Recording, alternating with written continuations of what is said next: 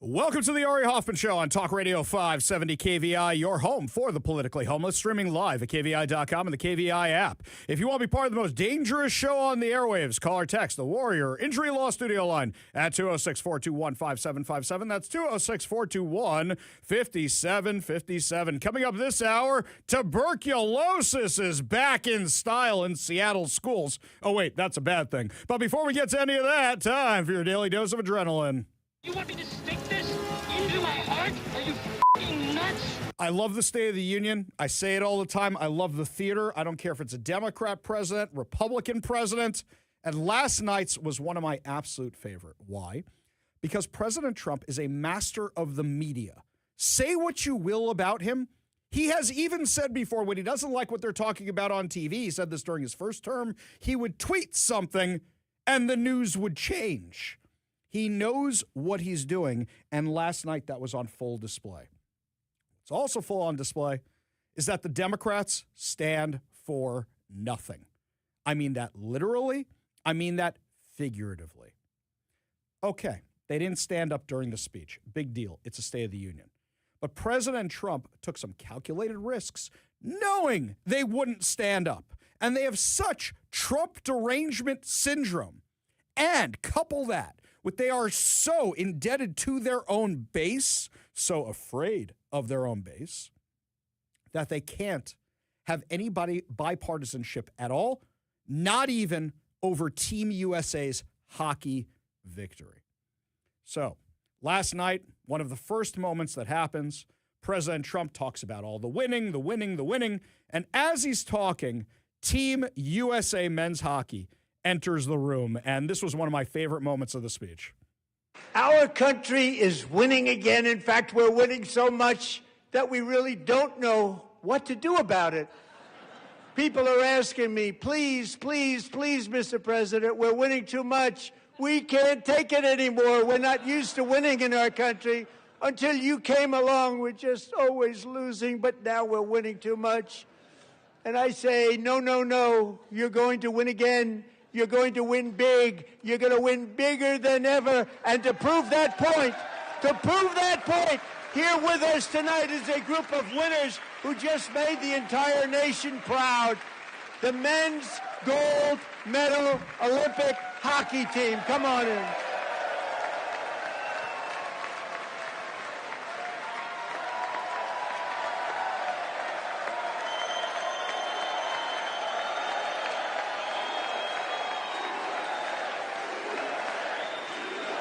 The members of this. Now that sounds nice, right? USA, USA, USA. That sounds really great, right? Before he continued on with the speech. One little teensy tiny problem. Rashida Tlaib, the congresswoman from Hamas, is wearing a Hamas keffiyeh, a button that says F ICE, a tag that says release the files. And while everybody else is chanting USA, USA, USA, she turns to Ilhan Omar and says, KKK, KKK. This is one of the top voices in the Democrat Party. And the Democrat Party will say, no, no, no, they're the fringe activists. Well, this is who the top voices in the Democrat Party listen to. The squad runs the Democrat Party. This was a moment of bipartisanship, and she can't even cheer for a hockey team. This is a woman who in her office has the Palestinian flag. Oh, I'm sorry, it's not the Palestinian flag. It's the Hamas keffiyeh surrounding the U.S. Capitol. She blocks out Israel on maps. She hates America. She talks about how terrible America is. And I don't know if you can fix a divide like this. How come we never hear the Democrats condemn somebody like her? I tear into Republicans all the time when they won't stand up against somebody like Candace Owens or Tucker Carlson. I do it all the time on this show. How come the Democrats never call out her or Ilhan Omar or AOC for any of their nonsense? Ever. And whenever there's something condemning them for something awful that they did, they never vote that way. I hear Republicans all the time ripping Tom Massey. I hear the President of the United States ripping Tom Massey. I see Republicans, including the President of the United States, ripping Marjorie Taylor Greene. And yet you never see it for somebody like Tlaib. Never, ever, ever, ever, ever, ever, ever. So a moment that could have been bipartisan, completely destroyed. John Fetterman said a few days ago, and he's the only adult in the room. First of all, wore a suit last night, looked very nice, shook the president's hand, only Democrat to do so. The adult in the room is John Fetterman. That's the adult in the room on the Democrat side of the aisle. Half the Democrats weren't even there. But he said, you're going to look like idiots, and that's exactly what they look like. I don't know what the Democrats stand for. I'm very serious. All they do is say they hate Trump. That only gets you so far. What's your idea? Okay, you want 11 million illegal aliens to get amnesty. That's not very popular. That's not popular with the electorate at all. That's an 80-20 issue. Now, maybe if you guys want to have a discussion about DACA, maybe if you want to have a discussion about people who hadn't committed crimes who are in this country, maybe there's a discussion to be had, but they don't want it because they want the issue. And in that respect, the Republicans want the issue too. But they don't want to have that conversation. How many people can you actually have that conversation with? They don't want to have it. They talk about Renee Good and Alex Preddy, but they never talk about the thousands of Americans who were killed by illegal aliens, let alone the hundreds of thousands that were killed by fentanyl coming illegally across our borders. What do the Democrats stand for? All I can tell is that the Democrats stand for the most ideologically radicalized wing of their party. We're going to agree with them so we don't get in trouble from them. AOC is the top fundraiser in the Democrat Party. The top fundraiser in the Democrat Party. How about we go through a list of the things the Democrats didn't stand for last night? Voter ID laws, putting American citizens over illegal aliens, the lowest murder rate since the 1900s. Keeping violent criminals locked up. People who were families of people who were killed by illegal aliens. People who were a little girl who was injured by an illegal alien. U.S. service members who captured an evil dictator, a communist dictator. Well, that's because they agree with the communism. I don't know what the Democrats stand for. I just don't. And President Trump used this very, very effectively last night. Like this. So tonight I'm inviting every legislator to join with my administration in reaffirming a fundamental principle. If you agree with this statement, then stand up and show your support. The first duty of the American government is to protect American citizens, not illegal aliens.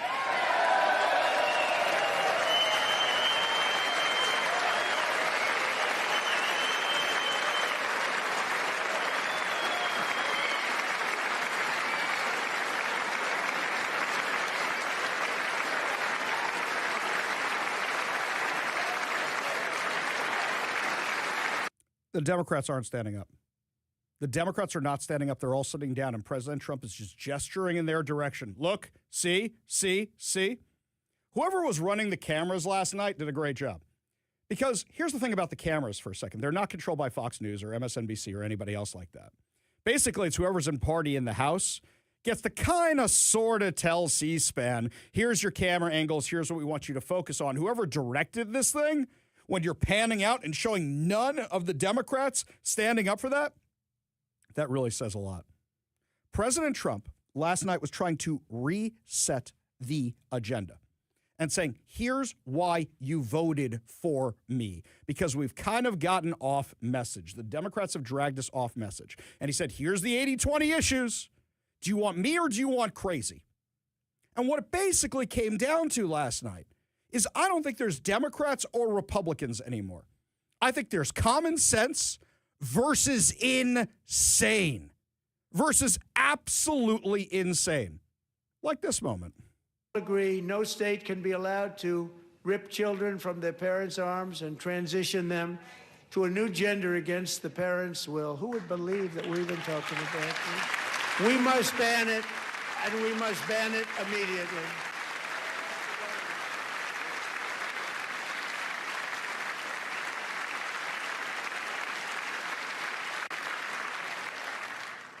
Almost nobody stands up. These people are crazy. I'm telling you, they're crazy. He's right. Now, this morning, earlier, I was on a podcast debating some far, far lefty person. Not going to disparage them the way they disparaged me in the podcast, but I was having a spirited argument, shall we say. And they said, they said, this isn't really happening. This isn't something that's really happening, and he's making a big deal about it. It's just a Democrat talking point. And us here in Washington, people have been listening to the Ari Hoffman show. You know damn well it's happening. Senate Bill 5599. Senate Bill 5599, state-sanctioned kidnapping, where basically a kid can run away from Florida or Idaho or New York or New Jersey or Connecticut or any state in the U.S., come to Washington because they want to have a sex change and their parents don't. Or because they want to identify as LGBTQIA and their parents don't want them to. Or because they want to have an abortion and their parents don't want them to. And they can run here, become a ward of the state. And other states recognize this as a problem, which is why Idaho, Florida, and 14 other states have now filed a lawsuit and wanted to go before the Supreme Court over Senate Bill 5599 because they say your insanity is now affecting our youth. Brandy's had a few documented cases of this. We've had a few cases of this that we've covered. And yet, the Democrats will say it's not happening. It's a Republican talking point. Even one kid kidnapped is too many. One.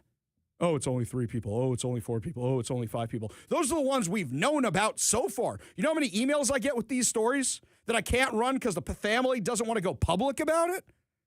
Ask our friend Julie Barrett from Conservative Ladies of Washington about all this. She'll tell you all about it. There have been plenty of people who have been through these fights before. And the Democrats say it's just Republican talking points, just Republican talking points. Here's another one for you. Political violence. Now, a lot of Democrats did stand when they brought up Charlie Kirk and Erica Kirk about political violence. But that's only because, do you remember right after Charlie Kirk was assassinated? Do you remember how the Democrats' tweets usually went? I didn't agree with anything he said, but nobody deserves to die. Why the qualifier? Why the qualifier? Why wasn't it just no political violence, this has gotten out of hand? We need to return to normal. I'm not endorsing what he said, but he didn't deserve to get his head blown off. That's basically what they were all saying. Every single one of them. Every single one. And then President Trump took the situation and made it about religion, which we know the Democrats hate religion. I'm very proud to say that during my time in office, both the first 4 years and in particular this last year, there has been a tremendous renewal in religion, faith, Christianity, and belief in God. Tremendous renewal.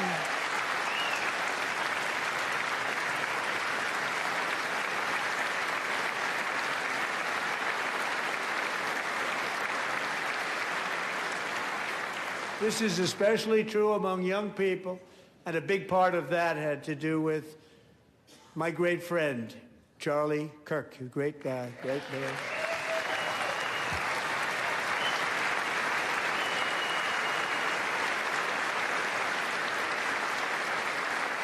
So last year, Charlie was violently murdered by an assassin and martyred, really martyred for his beliefs.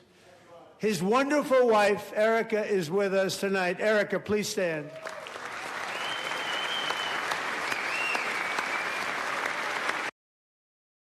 And of course, what happens, people like Candace Owens immediately start attacking Erica Kirk again.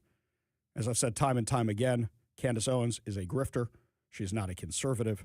She has hate in her heart. There's a special place in hell reserved for her because I believe in the Bible. I believe in religion, and I know it says in Exodus. You do not disparage the widow and the orphan. You help the widow and the orphan. We know this. And yet people like her and all the people who won't condemn Candace Owens. I mean, come on, guys. Really? Really? For all this stuff? She's got enough to deal with, and now she has to deal with a documentary coming out about how accusing her of killing her own husband so she could take over Turning Point USA? Crazy stuff. Absolutely crazy, crazy, crazy stuff. And mind you, the Democrats, oh, we love Ukraine. Oh, we love Ukraine. Slava Ukraine, Slava Ukraine. When a Ukrainian comes here, a young girl, to escape the horrors that's going on over there, and then gets murdered on a train by a prolific offender. Democrats didn't even stand up for this. He slashed a knife through her neck and body. No one will ever forget there were people on that train. No one will ever forget the expression of terror on Irina's face as she looked up at her attacker in the last seconds of her life. She died instantly. She had escaped a brutal war only to be slain by a hardened criminal set free to kill in America. Came in through open borders. Mrs. Zaretsky, tonight I promise you we will ensure justice for your magnificent daughter, Irina.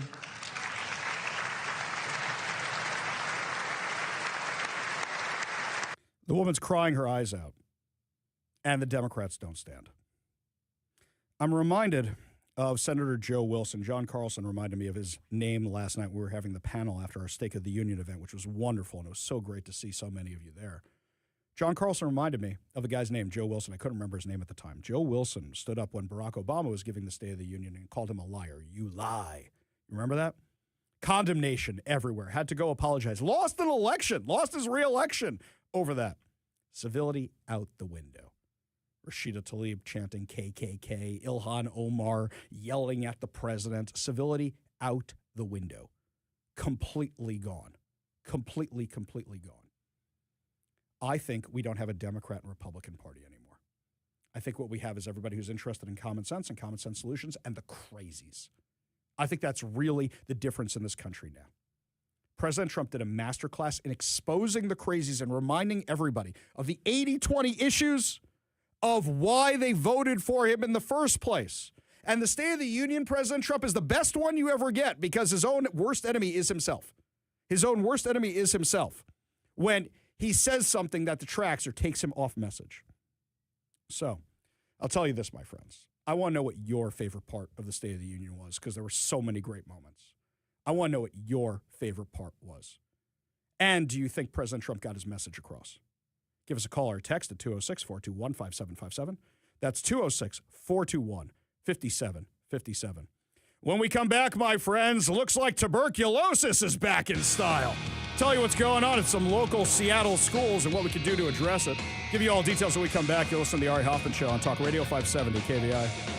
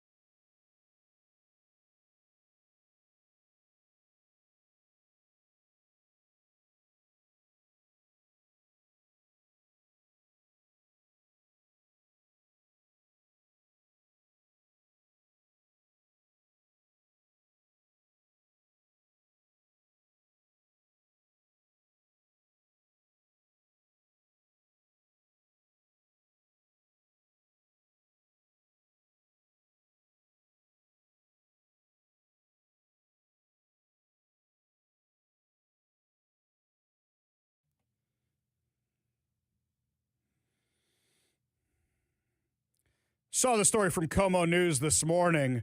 Seattle and King County Public Health is concerned because somebody at Rainier Beach High School in Seattle has been diagnosed with active tuberculosis. How'd you get active tuberculosis? Is this something you came from somewhere else which has tuberculosis? Because we have that problem in South Seattle.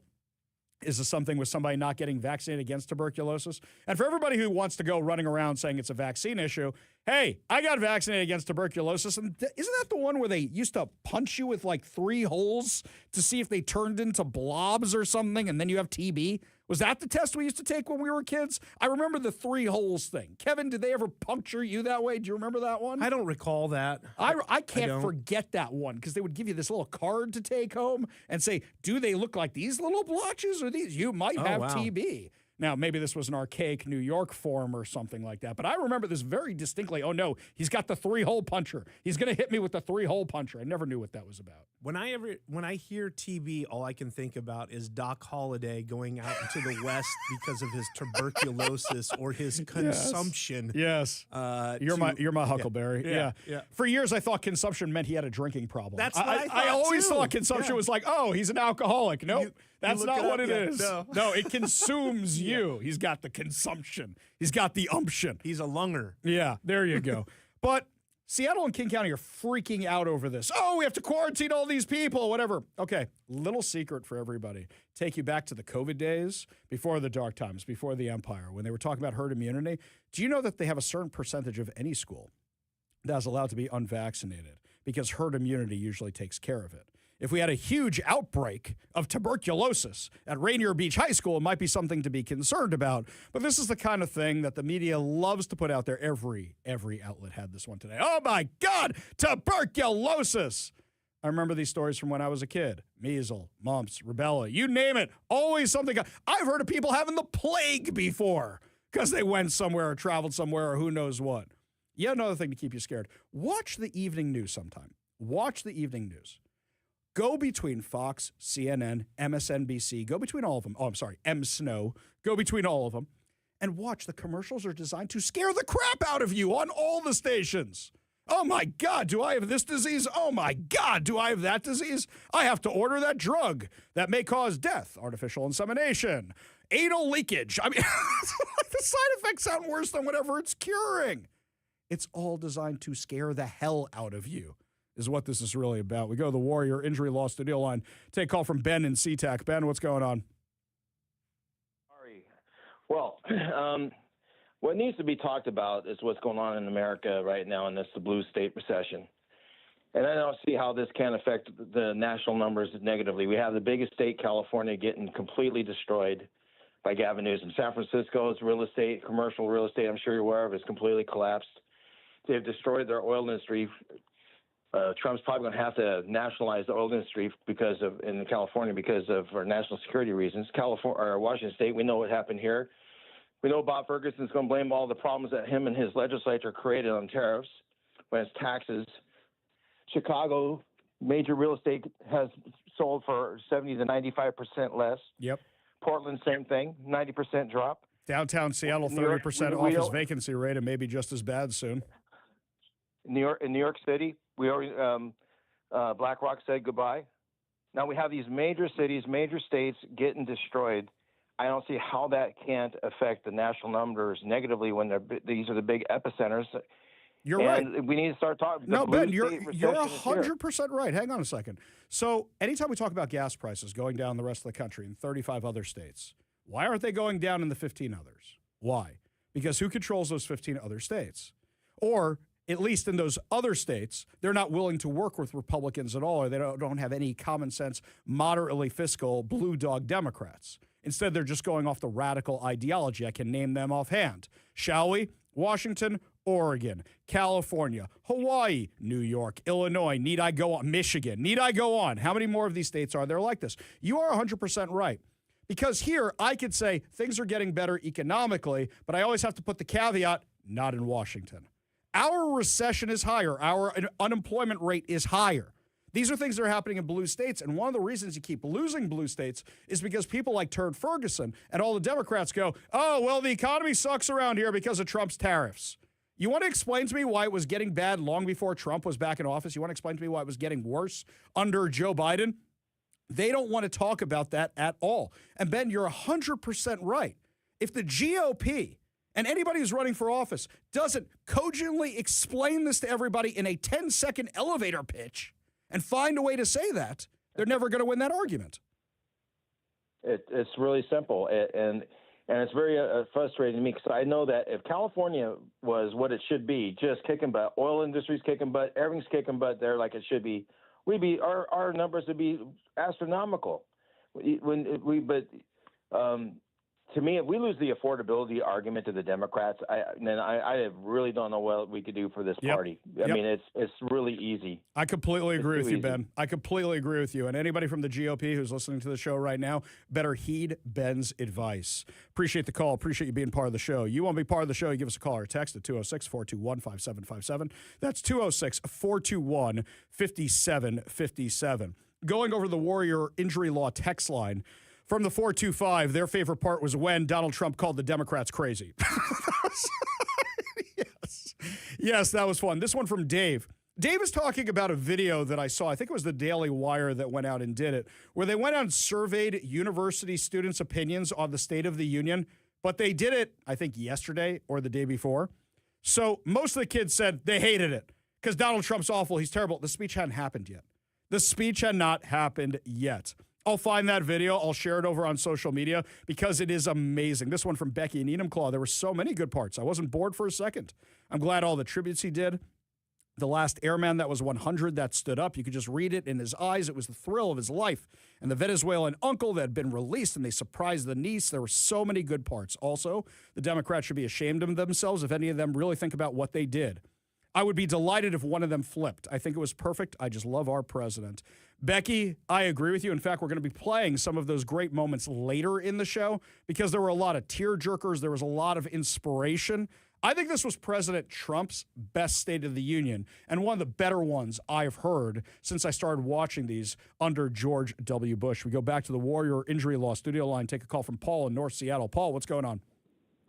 Hi, Ari. Hey, my favorite part by far, and I think it's the part that would actually transform our whole country and fuel our economy, would just explode.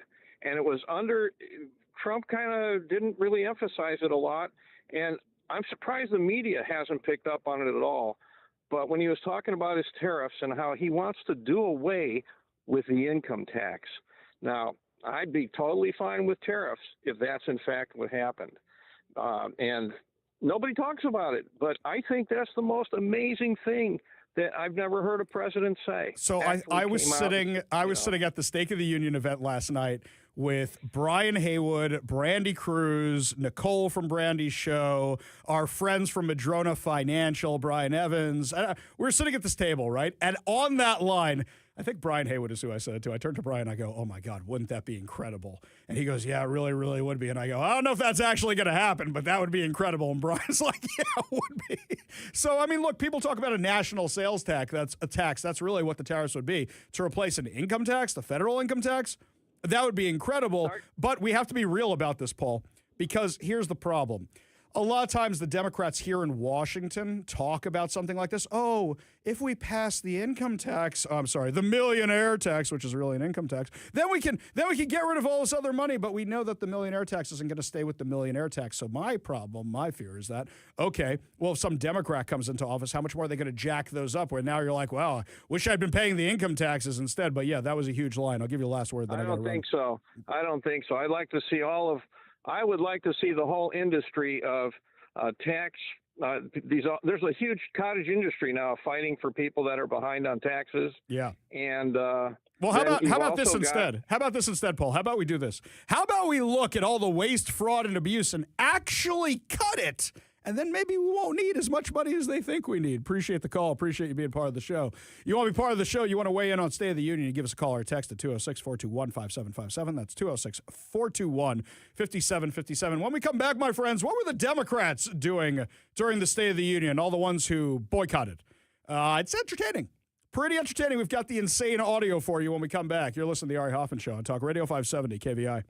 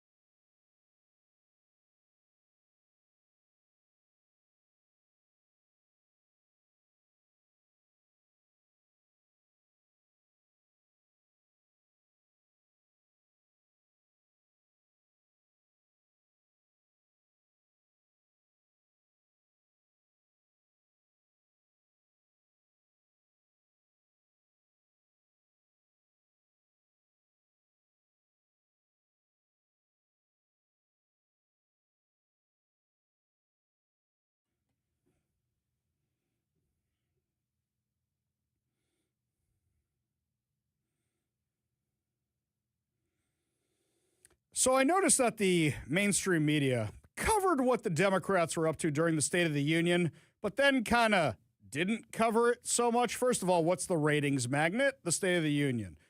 And then what the Democrats were doing was not great. Really not great. I saw a lot of inflatable frogs. I saw a lot of people dressed in costumes. And the full unhinged craziness was on display. Here's Oregon Senator Ron Wyden, surrounded by inflatable frogs, praising the anti-ICE lunatics and naked bicyclists down in Portland. We had a virtual town hall meeting a little bit ago, but we talked about the frogs, and boy, they are rocking this town. Let's give them a round of applause. These are not serious people. These are not serious people at all. All I could talk about was the dumb frogs. I'm a mother. I am a physician, and I have a flag. Which you got from a frog, which just handed it to And him. I am the proud representative for Oregon's 3rd Congressional District. Is something in the water in Oregon? I mean, I know Portland people are so weird they made a TV show out of it. But really? I mean, crazy stuff going on here. Absolutely crazy stuff. You know how you know it's bad? When even CBS is calling you out for your insanity. We have Major here at the table. I want to bring the conversation back here to our group watching along. Major, you've seen a lot of these, I think, more than any of us. What stood out to you? Well, look, before the speech, many Republicans said one of the priorities for the president was to make sure Americans after this speech had a sense that the opposition party was off the rails, was crazy, their terminology, not mine. Many of the contrasts the president articulated tonight were to drive that message forward.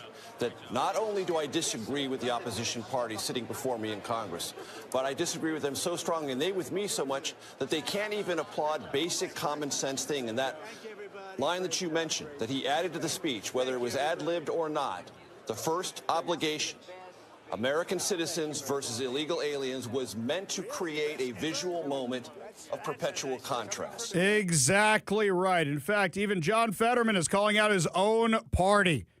I wonder if John, you know what? I don't want him to defect. I like him where he is. Okay, I think he's good where he is because maybe he can save the Democrat Party. I know some of you are saying, no, Ari, we don't want them to save. No, okay, guys, we need a little opposition, okay? But Senator John Fetterman was on Fox News today calling this out. You know, the constant kinds of yelling and screaming and holding up signs and for doing all these things. I don't care if it's a Republican or Democrat as a president. Just don't do that. Don't do that. Respect the office, regardless who's in that.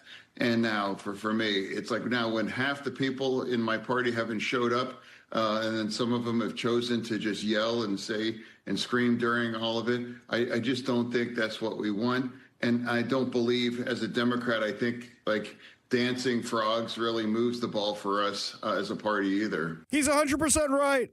He's 100% right. We go to the Warrior Injury Law Studio line, take a call from Ron in Ferndale. Ron, what's going on? Hey, how's it going, Ari? Doing good, man. What's up? Nothing. I just called to say, I watched that State of the Union last night. I didn't plan on it. I actually turned it off. But when I got home, I turned on my TV. I watched it for about an hour and 45 minutes. I thought it was pretty darn good. For me, the only part that I really found kind of slow and not entertaining was the end. I'd say the last 20 minutes. I think it went 20 minutes too long. But the majority of it, I had a great time. I really thought it was a lot of fun. But the camera work, like when he called the Somali pirates in Minnesota who are doing all the fraud and it flashes over to Ilhan Omar. I mean, when he's talking about this was great. So in the room, we have a bingo sheet. We got a Daily Wire bingo sheet we were using in the room for our State of the Union last night. And it's added fun when you're with 125 KVI listeners in the room and everybody's like, oh, I got the bingo. Oh, I got the box because Chuck Schumer's all upset over there. I had a lot of fun. Ron, appreciate the call. Appreciate you being part of the show. You want to be part of the show, give us a call or text at 206-421-5757. That's 206-421-5757. We go back to the Warrior Injury Law Studio line. Take a call from Pat in Coopville. Pat, what's going on? Hey, Ari. I wish I could have joined you for last night, but since I couldn't, I watched it on the BBC coverage. And that must have been fun commentary. Not bad. But I'd heard hosts saying earlier in the day that they thought that Trump should follow the be brief, be brilliant, be gone philosophy of a quick message, but 2 hours was just fine. I wanted more. I thought it was great. I liked it a lot. I loved the awarding of the medals and seeing the patriotic Americans up there just really made me feel good. I agree. And I think he picked just the right people to talk about American exceptionalism, people who did amazing things. In fact, in the 5 o'clock hour today, we're going to talk about all the American heroes because that was one of my favorite parts, too. I got a little teary-eyed in one or two parts, and I've never had that happen at the State of the Union before. Me too. Right. Not because of what Trump was necessarily saying, but because of the stories in front of him. I mean, that was an emotional roller coaster of the people in the room, and that was really well thought out, don't you think? The Chinook helicopter pilot with 4 bullet wounds in the leg standing a month later. Yep. Unbelievable. The little girl. Oh my God. It's too much. It's too much to think about. Pat, appreciate the call. Appreciate you being part of the show. You want to be part of the show, give us a call or text at 206-421-5757. That's 206-421-5757. Got about a minute left. For the last quick minute we have, we go to George in Kenmore. George, what's going on? Hey, yeah, as I was a Navy search and rescue pilot, I felt for those 3, the Coast Guard rescue crewmen. Yep. And 146 rescues and the girl. And the helicopter pilot with the Chinook, because I flew the other Boeing helicopter. And then, of course, the Navy pilot, he's gone from Bronze Star to Navy Cross to Medal of Honor. Yeah. Yeah. And Kelly was even clapping. And they did have a Navy SEAL representative sitting next to Kelly, probably to keep him in line. But here's the thing too. When we all called for Stop the Millionaire Tax, when they collected our numbers and then reverse spammed us to our congressional district town halls. They had District 1 had a town hall, and they called me. I didn't subscribe to it. Fascinating. But, well, when you give your email to the legislature, things like that may happen because they can mine the information. All the information's public. But if you get emails, forward them to me, ari@kvi.com. That's ari@kvi.com. George, make sure you're listening at 5 o'clock where we talk about our American heroes. Appreciate the call. Appreciate you being part of the show. You want to be part of the show, you give us a call or text at 206-421-5757. That's 206-421-5757. This one from 12th Man for Life, who was there last night at our Stake of the Union event.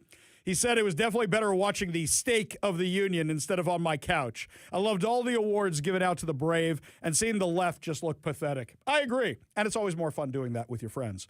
When we come back, my friends, lots more to discuss, including the latest woke insanity. Apparently, the U.S. Olympic hockey team, not patriotic, made themselves look bad, according to the Democrats. Yeah, they've lost their minds. We'll give you all details when we come back. You're listening to the Ari Hoffman Show on Talk Radio 570 KVI.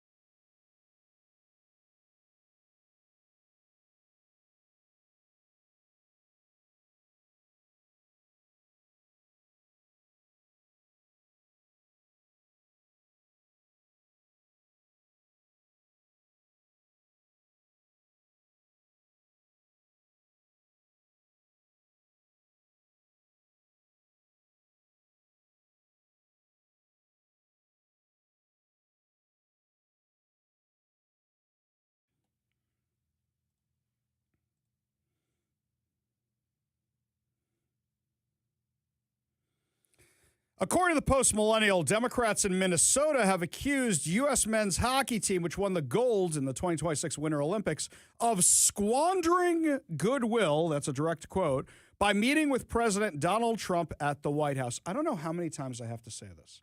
If Barack Obama had invited me to the White House, I would have gone. If Joe Biden had invited me to the White House, I would have gone. If Donald Trump invited me to the White House, I did go. When you get invited by the leader of the free world, when you get invited by the President of the United States, you go. Also, their timing's never that convenient. It's usually like, can you be here tomorrow? Can you be here in 6 hours? Can you? You go.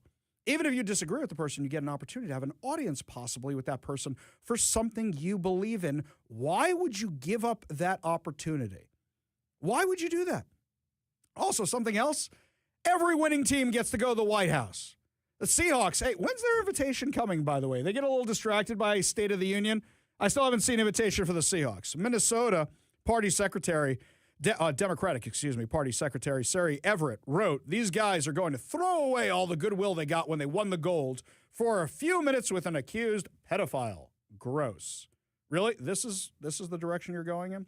Democratic Minnesota State Senator Erin May Quaid reposted a post on Blue Sky from writer and columnist Tressie McMillan Cottom, who wrote, henceforth I will be describing the way the U.S. men's hockey spectacularly squandered goodwill, brand recognition, and fan loyalty as pulled a target. They pulled a target. What are you talking about? Target flushed their brand down the toilet with the woke stuff. You want to mention Budweiser next and really defeat your own purpose? Sure, let's go with that. The team met with Trump in the Oval Office on Tuesday. I did like this, that they were playing Freebird over the speakers at the White House while they're walking around looking at all the stuff at the White House. That was kind of entertaining. Also, I love that they gave the goalie the Freedom Medal last night. That was great. That was a lot of fun to watch. The whole thing was a lot of fun to watch, and it really set the tone for the entire State of the Union. I mean, it was really just a lot of fun to watch, and we're asking you guys what your favorite part or least favorite part of the State of the Union was last night. Becky in Enumclaw says over on the text line, I have to say I really appreciated John Fetterman this last year. I never thought I would feel that way about him, but he has really turned out to be an asset. He's quite different than I thought he would be. Yeah. Pam says, Pam from Lake Stevens. By the way, Pam, great to meet you last night at State of the Union. Put a face to the caller and the name. She said, particularly telling how unprofessional, rude behavior on part of the opposition party. Yeah, exactly right. This one here from Ray. Ari, did you notice that our supposed moderate blue dog Democrat, Marie Gluesenkamp Perez, didn't stand for Americans? Instead, she sat to support illegal aliens. I called her office to ask why she supported the illegals, and the secretary pretty much had no comment. That's from Ray in Yelm. Yeah, 100%. I didn't notice her at the thing, but I did notice the Democrats that were missing. Patty Murray wasn't there. Didn't see a Pramila Jayapal. This one here also, the New York Times, according to the Post-Millennial, had the audacity to crap all over the Olympic gold medal winning United States men's hockey team. That's right, the Times took aim at Team USA, all because the men took a call from President Donald Trump and accepted his invitation to be his guest at the State of the Union. Writing for the Times, Jerry Brewer said that while at first Team USA win felt great and brought people together, that it was reminiscent of the miracle on ice when the U.S. team beat the Russian team. Quote, by the next day, it didn't. The only thing that changed was that FBI Director Kash Patel was there to celebrate with the team in Italy, too, and the team was stoked when they took the call from Trump. Brewer wrote, in normal times, this would be an obligatory celebration for a championship team, but this isn't neutral climate. This isn't a neutral president.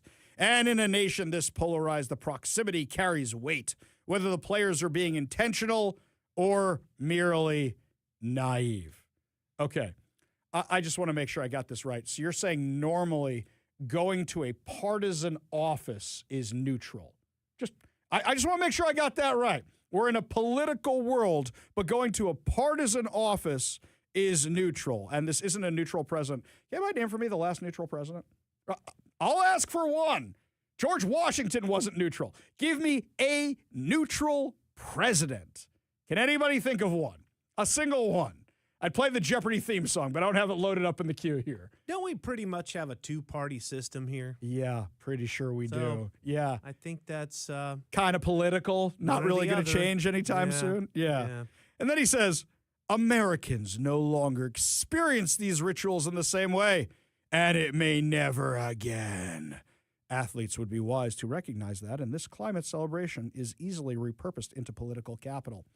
You mean like how the left loved to say that the reason the women's hockey team wasn't going to the White House was because it was political, when really they had prior obligations because they missed a month of school and they couldn't miss more, and they're going to schedule a visit for later?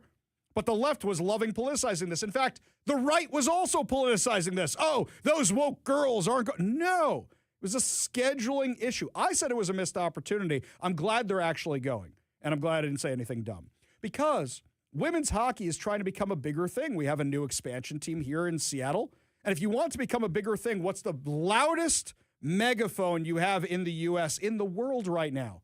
President Donald Trump talking about women's hockey. Let's remind her that a women's hockey player is the one who had 2 boys that won the gold. We all know this. She raised her sons to be hockey because she loved hockey. She was an Olympian too. We all know this, right? We're all following all this.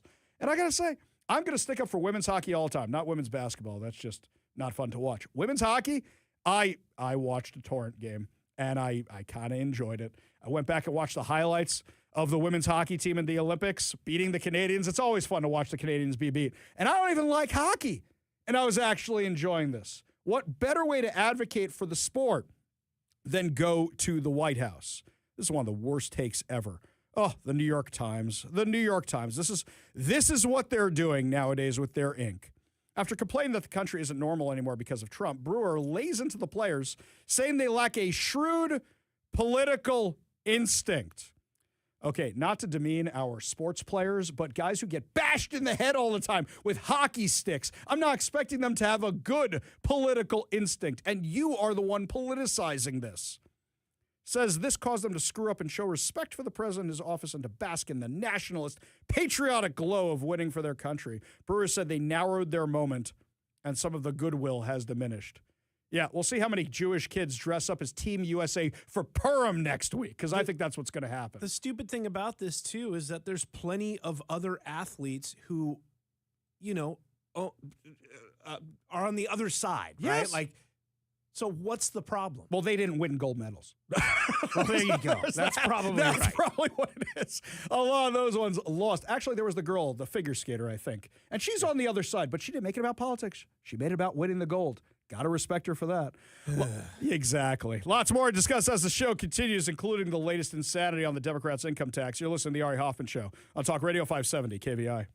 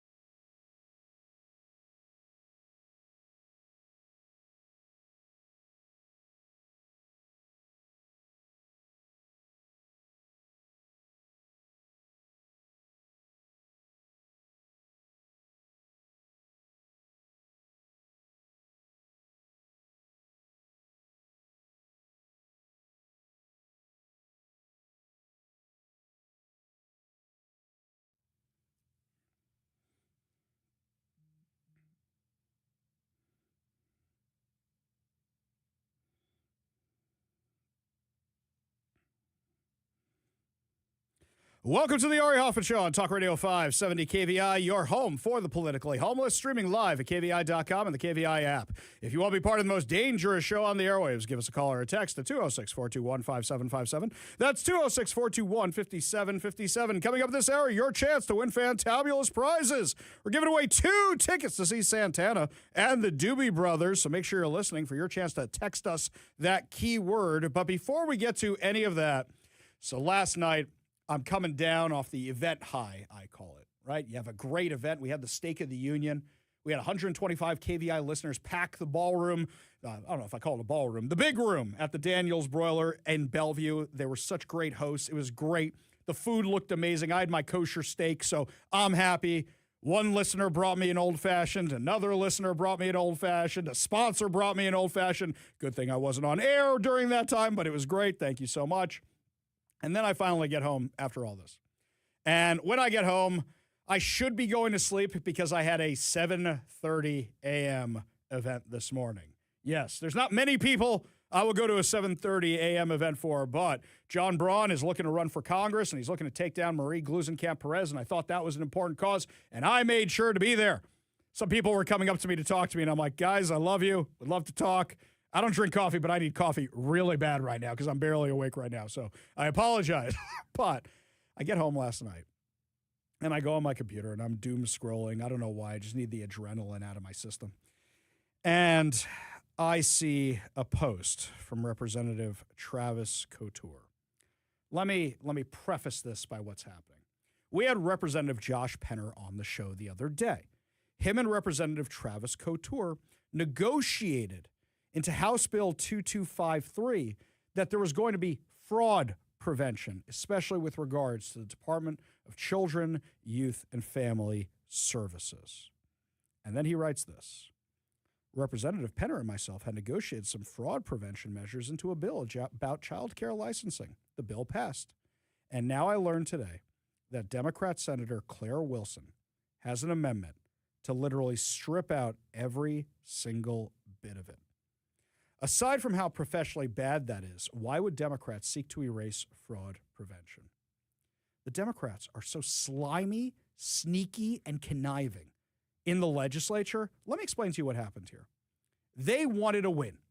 So now they get to say, oh, well, we had a bipartisan bill. How come you're not supporting the bipartisan bill? We voted on this. It even has Republican support. And then if the Republicans don't vote on it in the Senate, it passed with bipartisan support in the House. It's a bipartisan bill. The only reason Republicans voted for this is because it had the anti-fraud provisions in the bill. According to the Senate committee amendment, the changes would strike several provisions added to strengthen oversight, including requiring subsidy-accepting child care providers to use an electronic attendance system, capturing daily check-in and check-out times verified by a parent or guardian's electronic signature or biometric identifier. The bill also removed language requiring license revocation if a provider exceeds license capacity. Additionally, the revisions strike permanent disqualified provisions for providers found to have committed child care subsidy fraud and remove immediate termination language tied to high-potency synthetic opioids or illicit substances in a child care home. This is all common sense stuff. None of this should be political at all.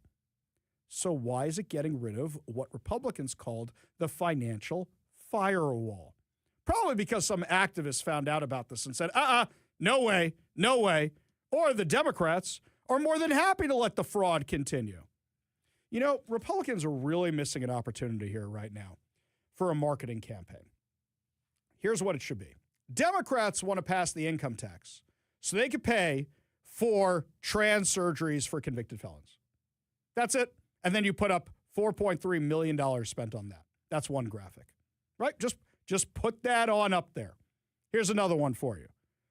Democrats want to pass an income tax on you so they could pay for self-service stations for men who want to get better acquainted with each other under their art gallery grants.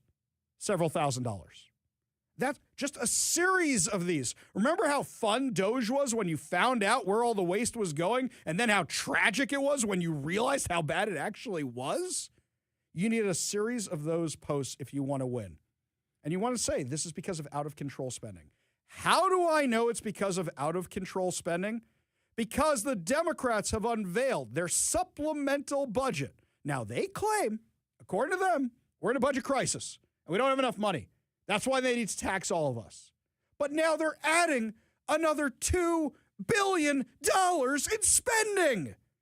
This is like saying, well, you know, I maxed out that credit card.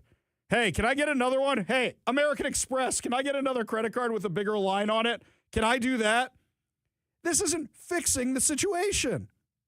Then they blame the minuscule cuts that they make on Republicans and Donald Trump. That's what they do. The minuscule cuts. And then they fund crazier things like this. The proposal increases spending by roughly $2 billion, relies on nearly $2 billion in new taxing over the next 4 years, and spends more than projected revenue. It also withdraws approximately $880 million from the rainy day fund, shifts money across accounts, and also raids pension funds. This is what the new spending does. Don't believe me? Go look it up. It's all right there. They aren't hiding this. They're just counting on you not actually reading any of this legislation whatsoever. It's going to be raiding the law enforcement officers and firefighters retirement system plan, LOF1, I believe that's how you pronounce it, LEOFF1, a pension system, by redirecting funds to help balance the budget rather than leaving them dedicated to retirees and public safety obligations because they were too successful. Oh, they managed it too efficiently and did too well for their members. And since you guys did a terrible job with the teachers' pension plans and other pension plans, you are raiding this pension plan.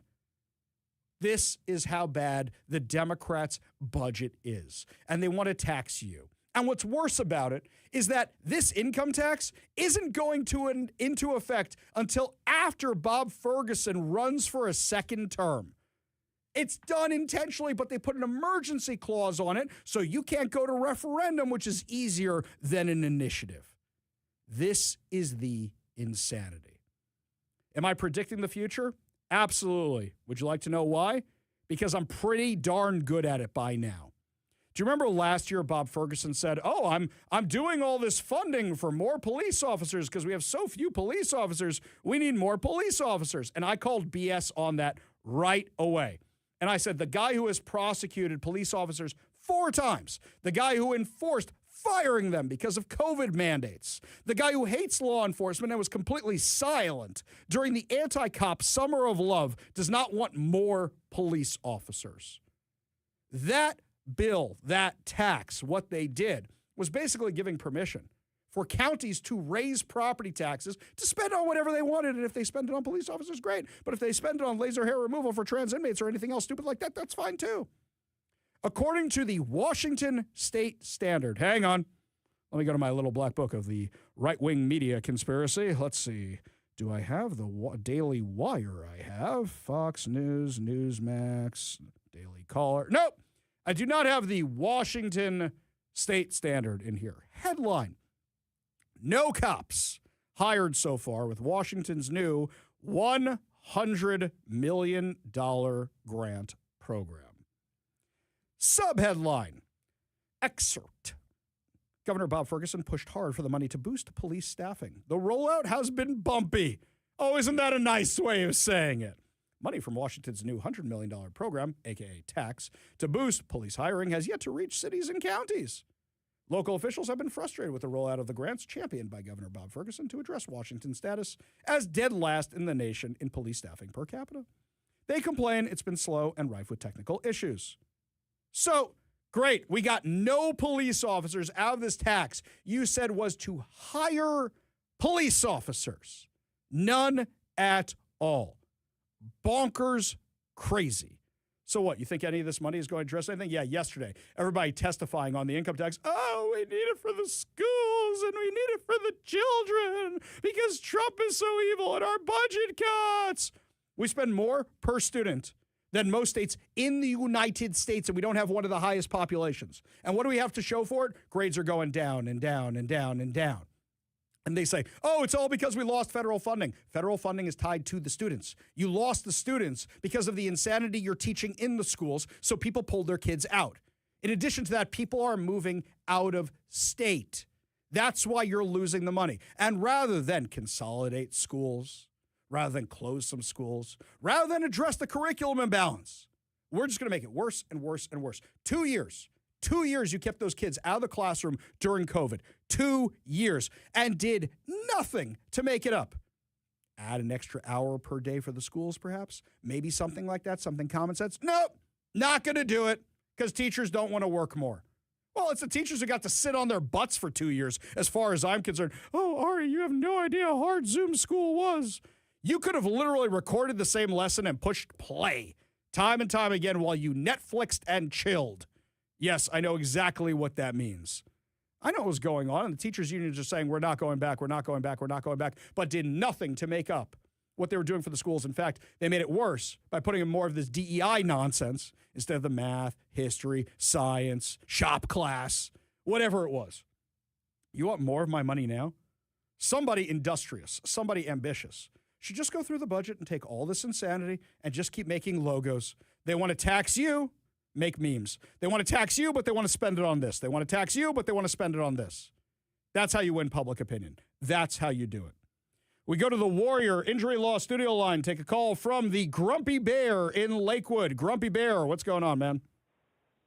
I got a couple of things for you, Ari. Yeah. One, Democrats like illegal, let's call them, they're illegal immigrants, aliens, whatever you want to call them, undocumented, because they're cheap labor and they will give them votes every time they want to get reelected.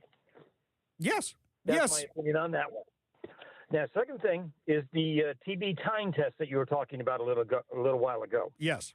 I remember having those in school myself. Oh, I was right. It was TB, wasn't it? It was a TB time test. Yeah. And that test is to see if you have been exposed to tuberculosis. Ah. The test for tuberculosis is a chest X-ray. I got you. Thank you for that clarification. I am not a doctor. I think I played one in a play one time, but he wasn't a very good doctor. So I appreciate it. I got you. I've been exposed to tuberculosis so many times, I'm surprised I didn't come up positive for it. Appreciate the call, Grumpy Bear. Appreciate the education. Appreciate you're still alive and you didn't get the disease, man. One more thing about tuberculosis. Yeah. There are countries in the world, I think South and Central America, some countries in Africa, and I believe Korea, tuberculosis is endemic to the countries. Yes.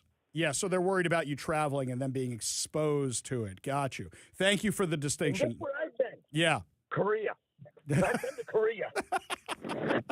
Thank you for the call, Grumpy Bear. Appreciate you being part of the show. You want to be part of the show, give us a call at 206-421-5757. That's 206-421-5757. Rico over on the Warrior Injury Law studio line says, I mispronounced it. He says it's just left one, not Leoff or whatever I said before. So left one. Putting it in the memory bank. Thank you there. Do appreciate it. This one here from the 520, Ari, apparently the state supplemental budget instructs the State Board of Community and Technical Colleges to identify a possible college to close as a way to save money. Evergreen State University. I'm not saying that because they're the wokest. I'm saying it because they have no students anymore. There's almost nobody that goes to that school anymore. This one here from Elaine. Can J.D. Vance do something about Washington fraud? Okay. Here's my problem with this fraud announcement last night. I loved when President Trump called Ilhan Omar a Somali pirate. I love that. It was funny. It was great. But how many investigations has this administration initiated that haven't come to anything? Isn't University of Washington still under investigation? Aren't all these different school districts around here? I'm wondering if it was a lot of, hey, we're going to do this and we want to do this and maybe we'll get around to it, or maybe here's your chance to clean up your act before we get around to it. I'm a little disappointed. I hope J.D. Vance goes after the fraud in Washington. And if he does, he will find me a willing partner. I will give him everything I have on the fraud. I'll give him everything. I want him to investigate it. And personally, I think this was President Trump giving J.D. Vance a job like Joe Biden did with Kamala Harris on the border, trying to make her look good if she wanted to run for office. Unfortunately, Kamala Harris, well, The border czar had other plans for the border, and I think J.D. Vance can do a good job, but are they going to let him do a good job? Is he going to be able to do it with the tools that he has? Or is this something that's said at the State of the Union we never hear about again, because that happens all the time? I hope that J.D. Vance does exactly what we all want him to do. We go back to the Warrior Injury Law Studio line, take a call from Bennett the Protester. Bennett, what's going on, man? All right, third time's the charm. Let's see if we can get through this, because they're talking about the income tax again. So, okay, this only takes 20 seconds, but it does take 20 seconds. I want to explain. The page that you go to register pro or con, and where you can download the Excel thing with the I got to stop you. Bennett. You come in hot, and nobody knows what you're talking about if they weren't listening yesterday. So stop. Let me explain. Then you can go on your rant, okay? So, okay, I'm going to explain this. Then you can do your little rant, okay? Here we go again. So, 2 days ago, what happened was people were registering for the past couple of weeks against the income tax / millionaire's tax, whatever you want to call it. And what happens is, all of a sudden, you start seeing all these names from SEIU, and you start seeing all these names from the Washington Education Association. You even see Bob Ferguson and a few other elected officials, including people who sponsored the bill. And you go, well, for sure, they're not testifying against this. Who is testifying against this? Now, occasionally, you get people who want to do something funny, but it looked like a concerted effort to try and do this. So immediately, the Northwest Progressive Institute says, see, it's fraudulent. It's fraudulent. It's fraudulent. And then the Seattle Times picks it up. And then GeekWire picks it up. And today I saw all the TV stations were picking it up as well. Now, mind you, our friends over at Let's Go Washington said we verified, I believe it was 86% of these signatures. I don't know why it's Let's Go Washington's job. They're not the ones spearheading this in any way, shape, or form, but they are the ones who are actively trying to stop it, along with me and Brandy and Jonathan Cho and the Washington Policy Institute, and anybody who doesn't want an income tax. So they're claiming fraud for fraud for fraud for fraud because it is the least popular bill in state history with these numbers. Go, Bennett. Okay, but here's something that people can check themselves. If you download the data and you sort it by the names for pro and the names for con, the names for con, 110,000 entries, 91,000 distinct names, that's 17% duplicates. The names for pro, 10,000 distinct entries, 10,000 pro, 9,000 distinct names in that set. That's 10% duplicates. And the reason I'm mentioning Excel is I'm not going to walk through people the steps on how to do it. I'm just telling people this is something, people listening right now, you can download it and do this yourselves if you want to. All the other analysis is like you kind of have to take their word for it. It involves tools the average person doesn't have on their computer. This is something you can check with your own eyes. And 17% duplicates in one set versus 10% in another, statistically, the likelihood of that happening organically is basically zero. So and wait I don't a second. see any way to interpret. Wait a second. What you're saying is that we need a way to verify the identity of the people who are signing in to testify on bills. Is that what you're saying? Okay, I'm not changing the subject. I don't want to hear the word Biden. Hang on. Bennett, I think we're in agreement on this. You're saying we need a way to verify the identity of people testifying. Now, Bennett, I'll put something else to you just before we let you go. I was a little disappointed yesterday where the Democrats said they don't really pay attention to public comment. Is that just on this bill, or is that on every bill? Because that should make somebody like you equally as mad as somebody like me. If they're not paying attention, they're just doing what they want, and they don't care what any of us think on any bill. Wouldn't you agree? Well, I would say if you have a website where anybody can register pro and con, and one side is running a campaign to drive people and go and register, I mean, you should look at a poll instead of doing that. The thing is, for the resources you spent on driving people to this page to register what money was spent? What money was spent? Just the amount of time. It took me 30 seconds to put up a social media post. 30 seconds to put one up. So what you're saying, just want to make sure I got this right. I don't want to put words in your mouth. We need a way to verify the identification of everybody who signs in for public comment so the system is more accurate. Would that be correct? No, not necessarily. I'm saying you should do a poll instead of doing a public. I agree with you. We should do polling, but this is what we have available because they don't spend money on polls like this. Bennett, appreciate you being a good sport. You want to be part of the show, give us a call or a text at 206-421-5757. That's 206-421-5757. When we come back, my friends, lots more to talk about, including an insane story of a girl who was assaulted in a school locker room for supporting President Trump and ICE. And she's in middle school. I'll give you all details when we come back. You'll listen to the Ari Hoffman Show on Talk Radio 570 KVI.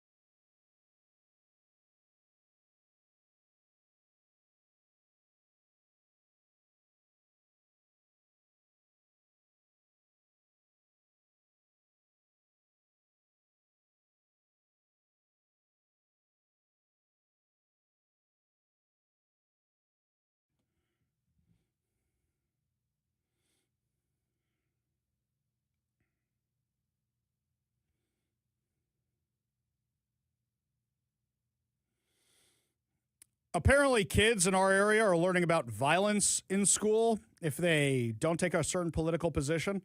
Parents who are listening with kids in the car, you may want to earmuff it if you're worried what they might pick up from this story. Just giving you the heads up, giving you the warning. A Washington middle school girl was brutally beaten by two other students in a locker room earlier in February over her alleged support for President Donald Trump and ICE. This comes after a social media post the girl's boyfriend made saying that one of his life paths would be to become an ICE agent. Can we stop here for a second? So I went to the Turning Point USA convention, the America Fest, And all the law enforcement branches were recruiting at America Fest. It was like Seafair, but for federal agencies. Secret Service was there, ICE was there, Border Patrol was there, you name it, they were all there.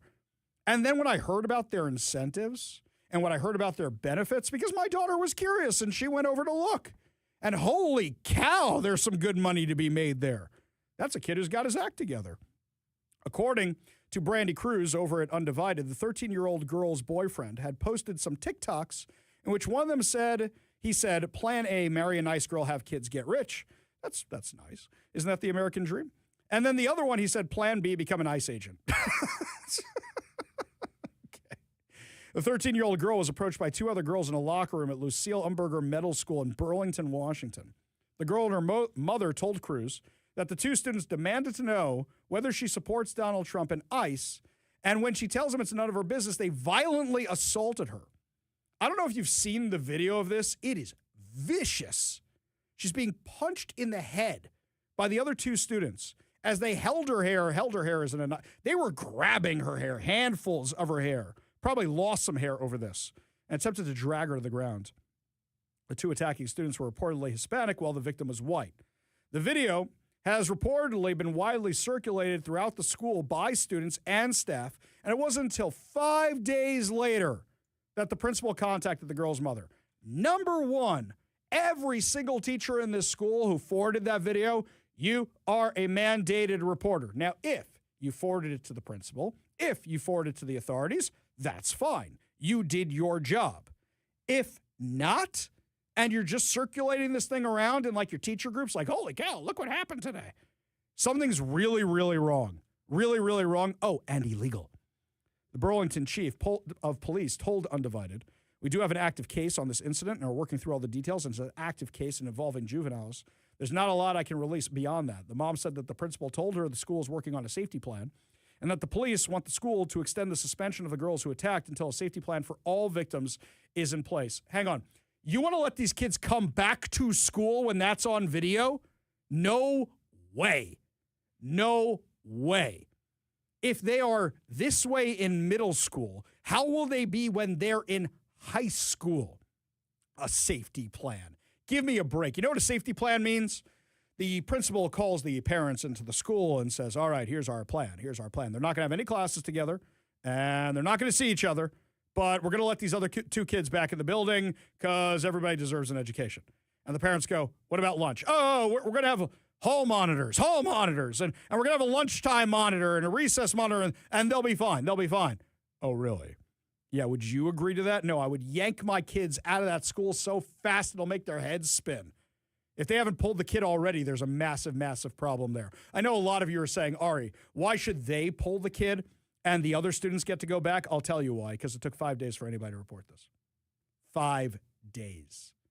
That means the faculty doesn't care about what happened. That means the faculty would rather get the clicks or whatever it is, or just the laughs in a sick way off this than actually deal with it. By the way, that's not the only horrible story. And if you haven't earmuffed the kids yet, this one's worse. This one, according to Fox 13, an Edmonds, Washington paraeducator has been charged with raping a student he tutored for several years, beginning when she was just 11 years old. Predators go where there is prey. Now I want you to imagine for a second that the Democrats' bill of stalling on the time you had to inform parents was active, and they could have hidden this longer from parents. King County prosecutors have charged 47-year-old Roberto Rodriguez with first, second, and third-degree child rape and communication with a minor for immoral purposes. Apparently, this was going on for 5 years. 5 years. Oh, it gets worse. The victim is reportedly a deaf girl who uses sign language and text to communicate and has struggled to use her hearing implant. He was a paraeducator at her school beginning her kindergarten year, and by the time she was 7, the girl's parents hired Rodriguez for private tutoring twice a week. I'm not going to read the rest of this article because that's a little bit too much for me. This is absolutely terrifying. Terrifying that this could happen. If these charges are found to be accurate and this person is convicted, I hope they never see daylight again. But don't forget, it was the Democrats in the Washington State Legislature who wanted to reduce penalties for sex offenders like this guy. reduce penalties for them. As I said earlier in the show, we're talking about the difference between common sense and crazy. That's what you saw on display at the State of the Union last night. I wonder if Donald Trump had said, we want to imprison all the sex offenders, keep them behind bars, and if you agree with me, stand up and applaud, and the Democrats would have stayed seated? Stayed seated because the ones here are releasing these sex offenders from McNeil Island, our very own Alcatraz for pedos. Lots more to discuss as the show continues. It looks like our Attorney General is overstepping again. What he wants to impose on you is crazy. And also that bill about allowing foreigners to become cops looks like it's moving forward. Tell you all about it when we come back. You're listening to the Ari Hoffman Show on Talk Radio 570 KVI.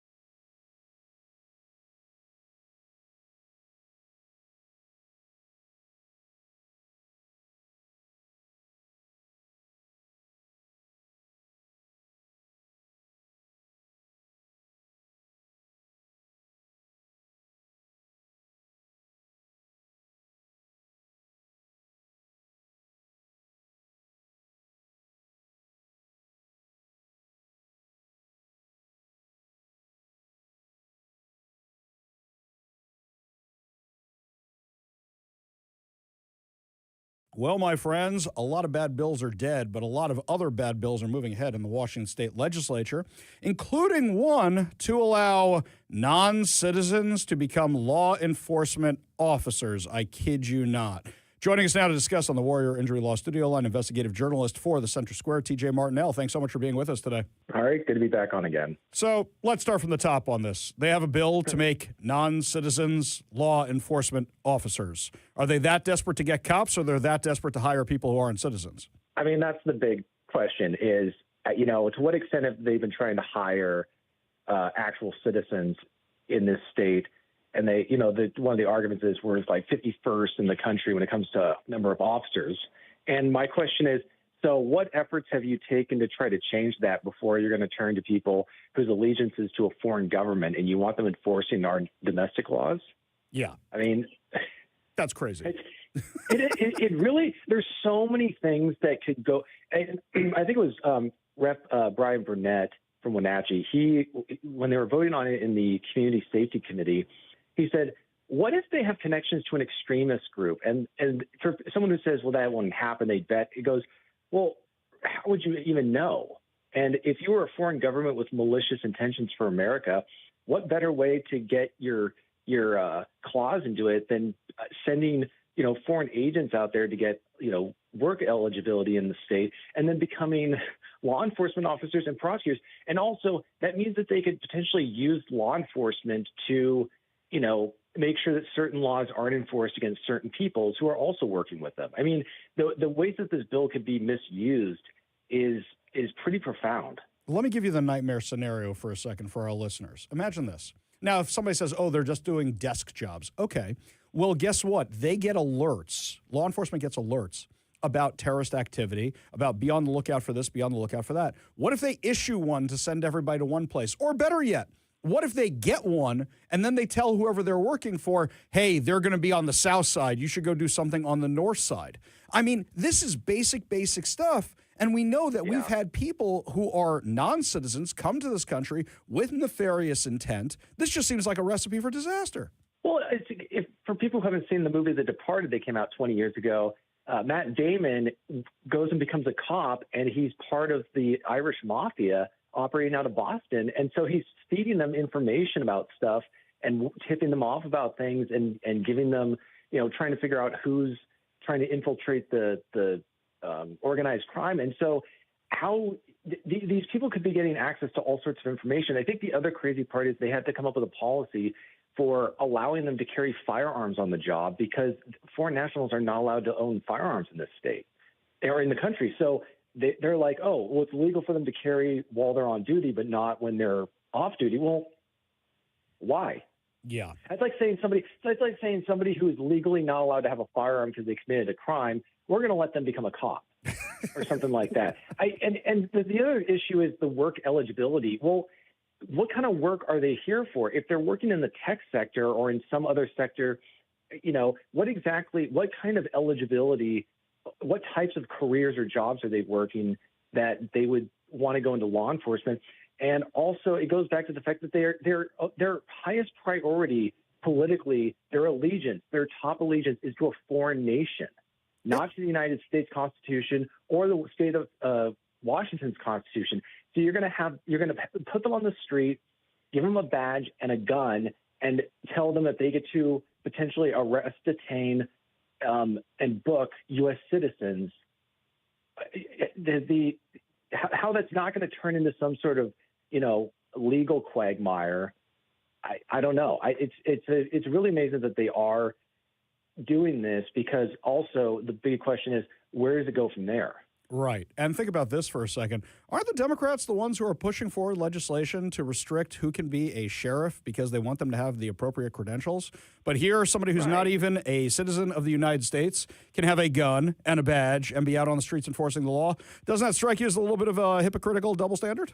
Well, also, wasn't there a bill that would have prohibited them from hiring ICE agents? Like anyone who worked for ICE? It's like, so a U.S. citizen cannot get a job because of prior employment at a federal agency, but you're going to potentially allow someone who's acting as a spy, conducting espionage on U.S. soil for foreign government. You want to let them become officers. So So foreign nationals, yes. U.S. citizens who worked for the federal government, no. I know the bill didn't advance, but it is reflecting the priorities. Here's something else that's crazy about it. I saw several reports yesterday that not a single cop has been hired after Bob Ferguson promised last year that he was going to raise all these taxes or allow all these municipalities to raise their own property taxes, and it was going to allow all this money to hire new cops, and not a single one was hired. And we knew this at the time because we said the money that is being allocated from property taxes can be used for anything. So why won't these money-hungry bastards over at these different municipalities, why won't they use it for their own pet priorities rather than hiring cops? Well, and that's the question is, it goes back to what have they done to try to attract officers? Because other states aren't having these problems. So what is and also the fact that they can't hire people, one would argue that's a problem for them to figure out. And if they can't figure it out, then clearly the leadership of that agency or within state government needs to change. Because what kind of a message does the state and local government send to people who want to become police officers? Is it a welcoming one saying, we see your role as important? Or do they see them as political adversaries or basically people who are fundamentally not performing a legitimate function like we see with ICE, where people are acting like they're just kidnapping random people off the street rather than trying to enforce federal laws? Crazy stuff. In the last few minutes, we have with TJ Martinell, investigative journalist for the Center Square. So you are one of the few people, and your outlet is one of the few outlets, that's talking about this massive overreach of the Attorney General's office with his powers that he wants to use for investigating. So hang on, let me just make sure I got this right. He wants to be able to conceal the identity of his people, but reveal the identity of all the ICE agents. On top of that, he wants this basically no warrants, no searches, no nothing, no permission for any of this kind of stuff for his guys, and go after anybody he wants, but he doesn't want ICE to execute no warrant raids. I just want to make sure I'm getting that right. Is that about right? That's about the size of it. Crazy stuff. Absolutely insane.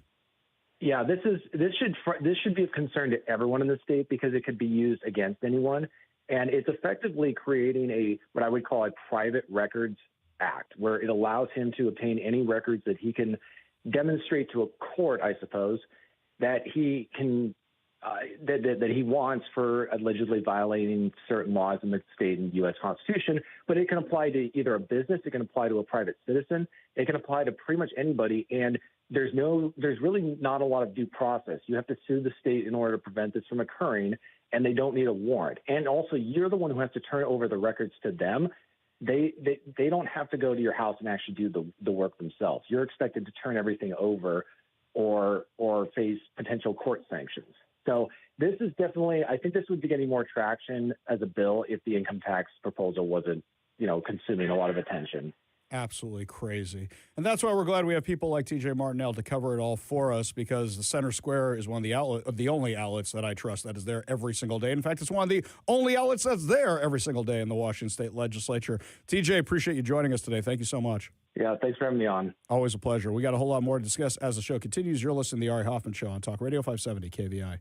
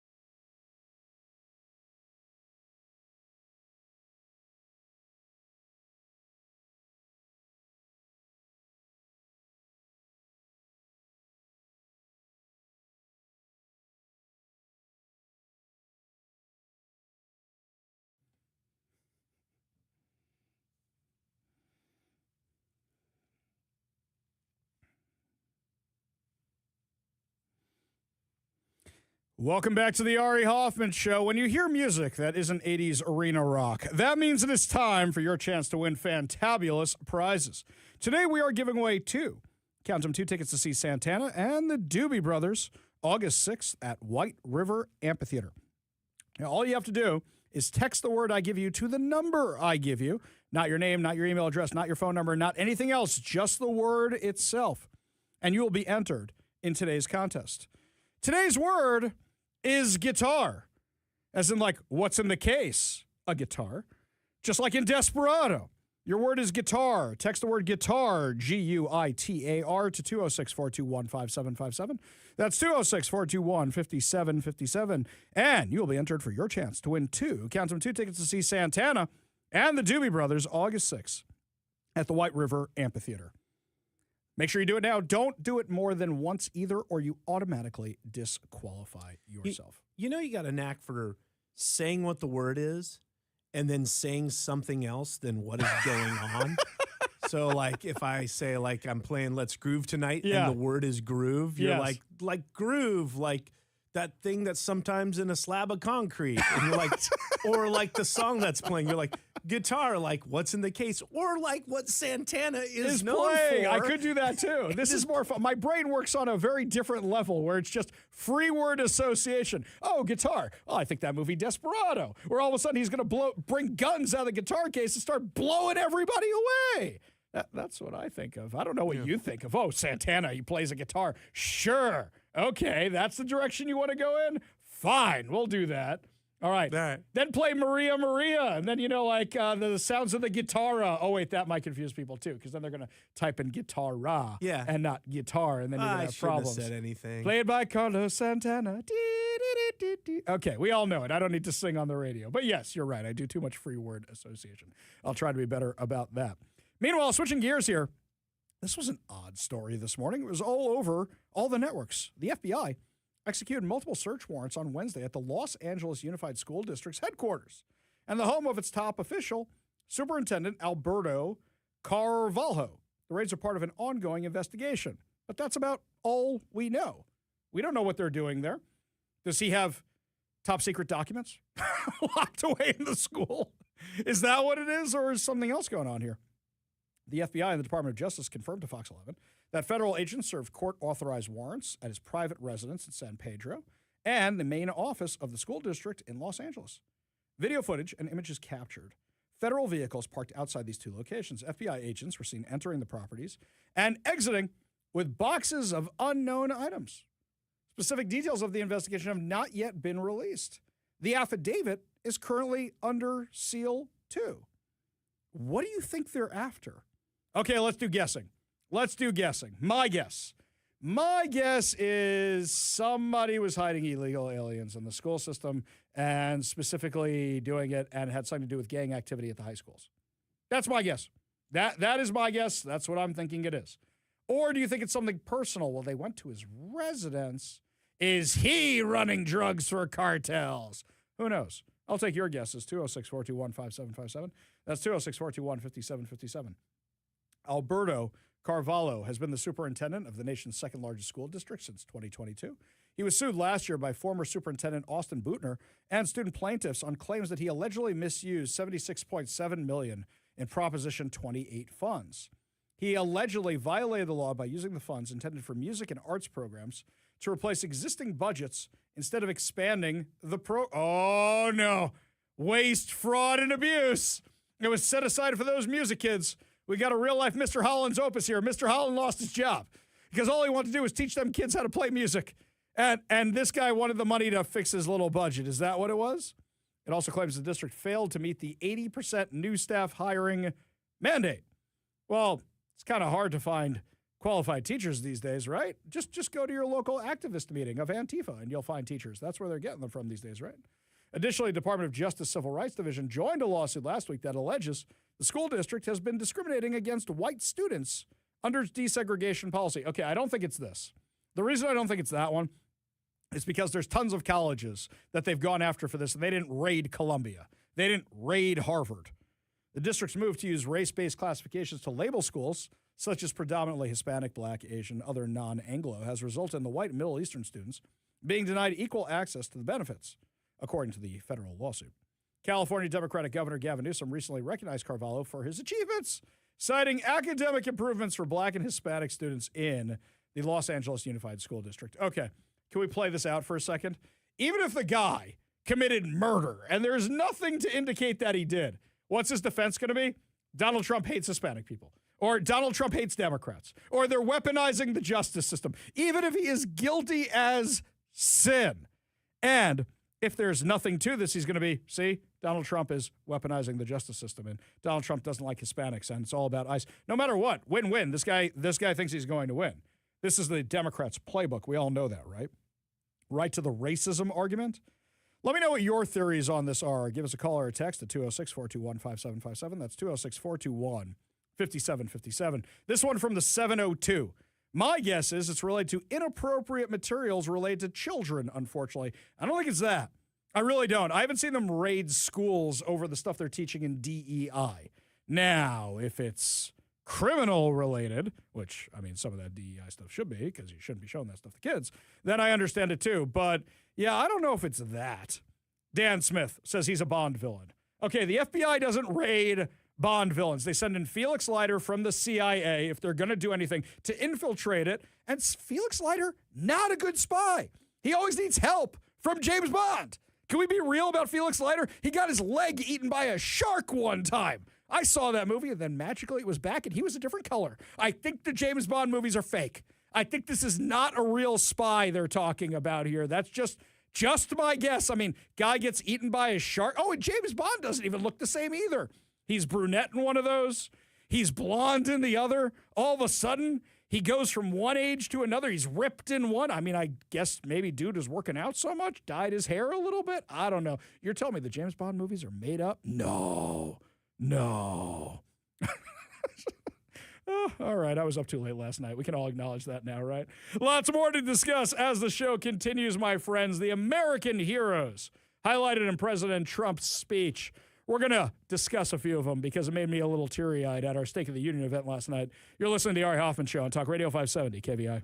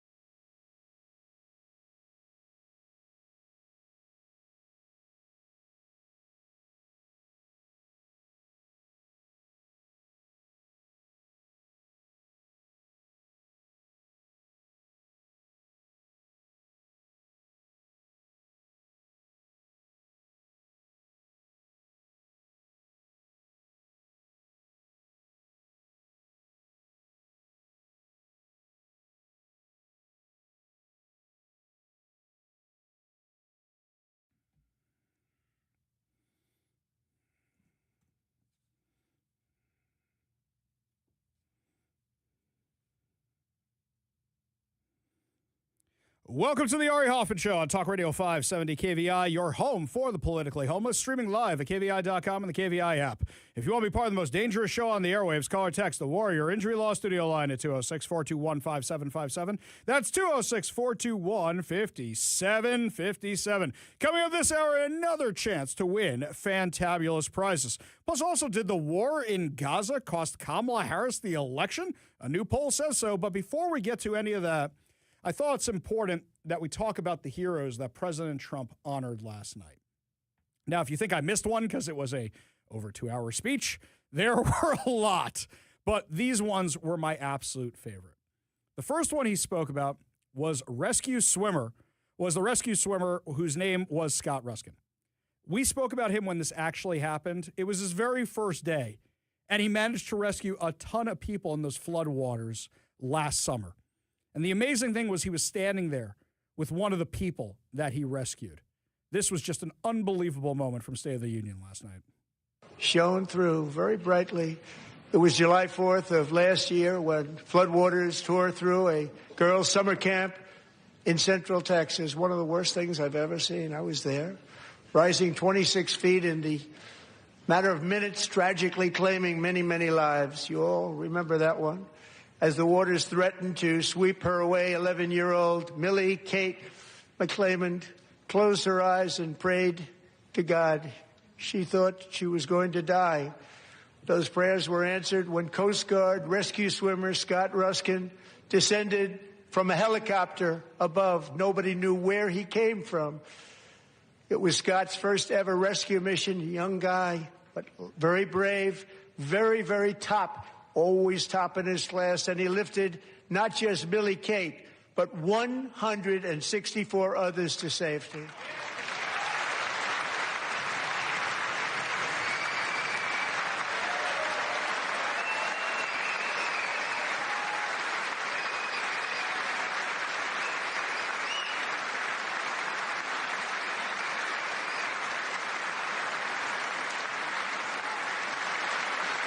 I love that he's smiling there, and I love that the girl's right there next to him, smiling up at him appreciatively. It's really just a special moment there. People watched Scott from a distance, and they couldn't believe what they were seeing. The winds were blowing, the rain was pouring, everything was going, and that rapid water, nobody's ever seen anything like it. They said, wow, that's something. Tonight, Scott and Millie Kate are here together, reunited, for the very first time. Thank you, Scott, Millie Kate.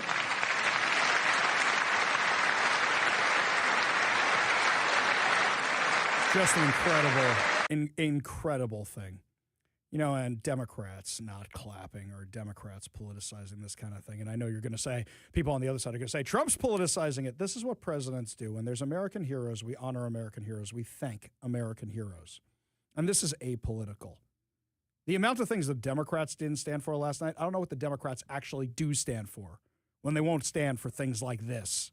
A Coast Guard rescue swimmer in his first mission ever saves what? Over 100 girls at that camp? Imagine being the parents of that camp. You send your kid away to summer camp and all of a sudden a flood claims their lives. It's horrifying.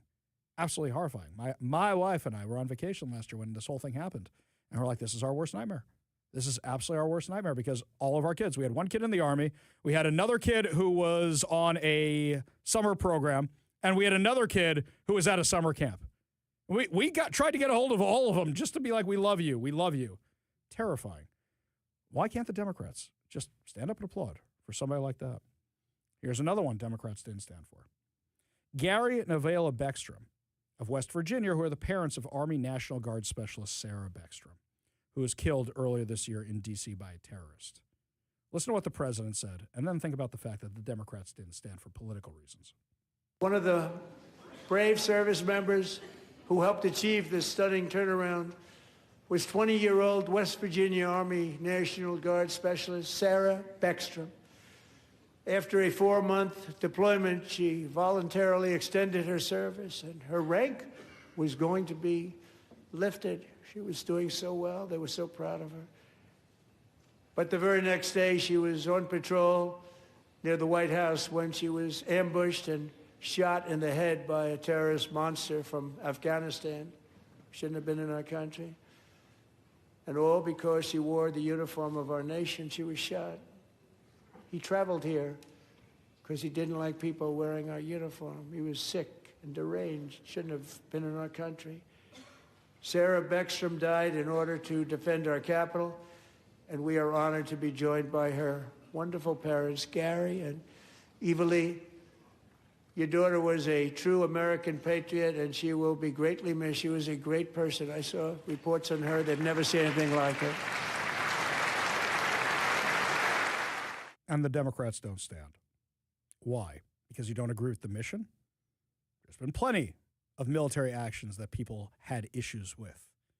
But that U.S. service member, that National Guardsman, woman, gave her life defending our capital, following the orders of the commander-in-chief, and you stand for that.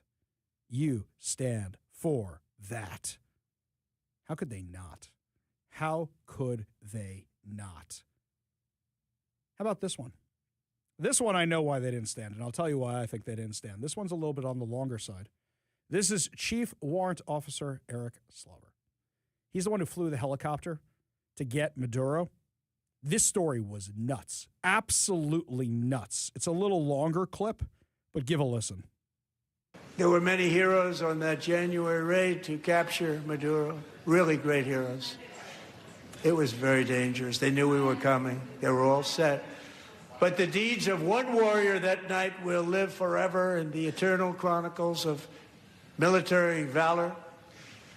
Chief Warrant Officer 5, Eric Slover, planned the mission and was the flight lead in the cockpit of the first helicopter. A big, beautiful, powerful helicopter. It was a massive Chinook carrying, as you can imagine, many, many American warfighters. Wearing the dog tags, his wife Amy had blessed with holy water before he left. She knew it was going to be a rough one. Eric steered the Chinook under the cover of night and descended swiftly upon Maduro's heavily protected military fortress. This was a major military installation, protected by thousands of soldiers and guarded by Russian and Chinese military technology. How did that work out? Not too good. While preparing to land, enemy machine guns fired from every angle, and Eric was hit very badly in the leg and hip, one bullet after another. He absorbed 4 agonizing shots, shredding his leg into numerous pieces. And yet, despite the fact that the use of his legs was vital to successful helicopter flight, legs are the most important part of flying a helicopter. To deliver the many commandos who would capture and detain Maduro was the only thing Eric was thinking about. Then, even as he was gushing blood, which was flowing back down the aisle, helicopter lands at a steep angle. The machine guns stood right in front of him. They were right in front of him, 2 machine gunners who escaped the wrath of the previous planes. Eric maneuvered his helicopter with all of those lives and souls to face the enemy and let his gunners eliminate the threat.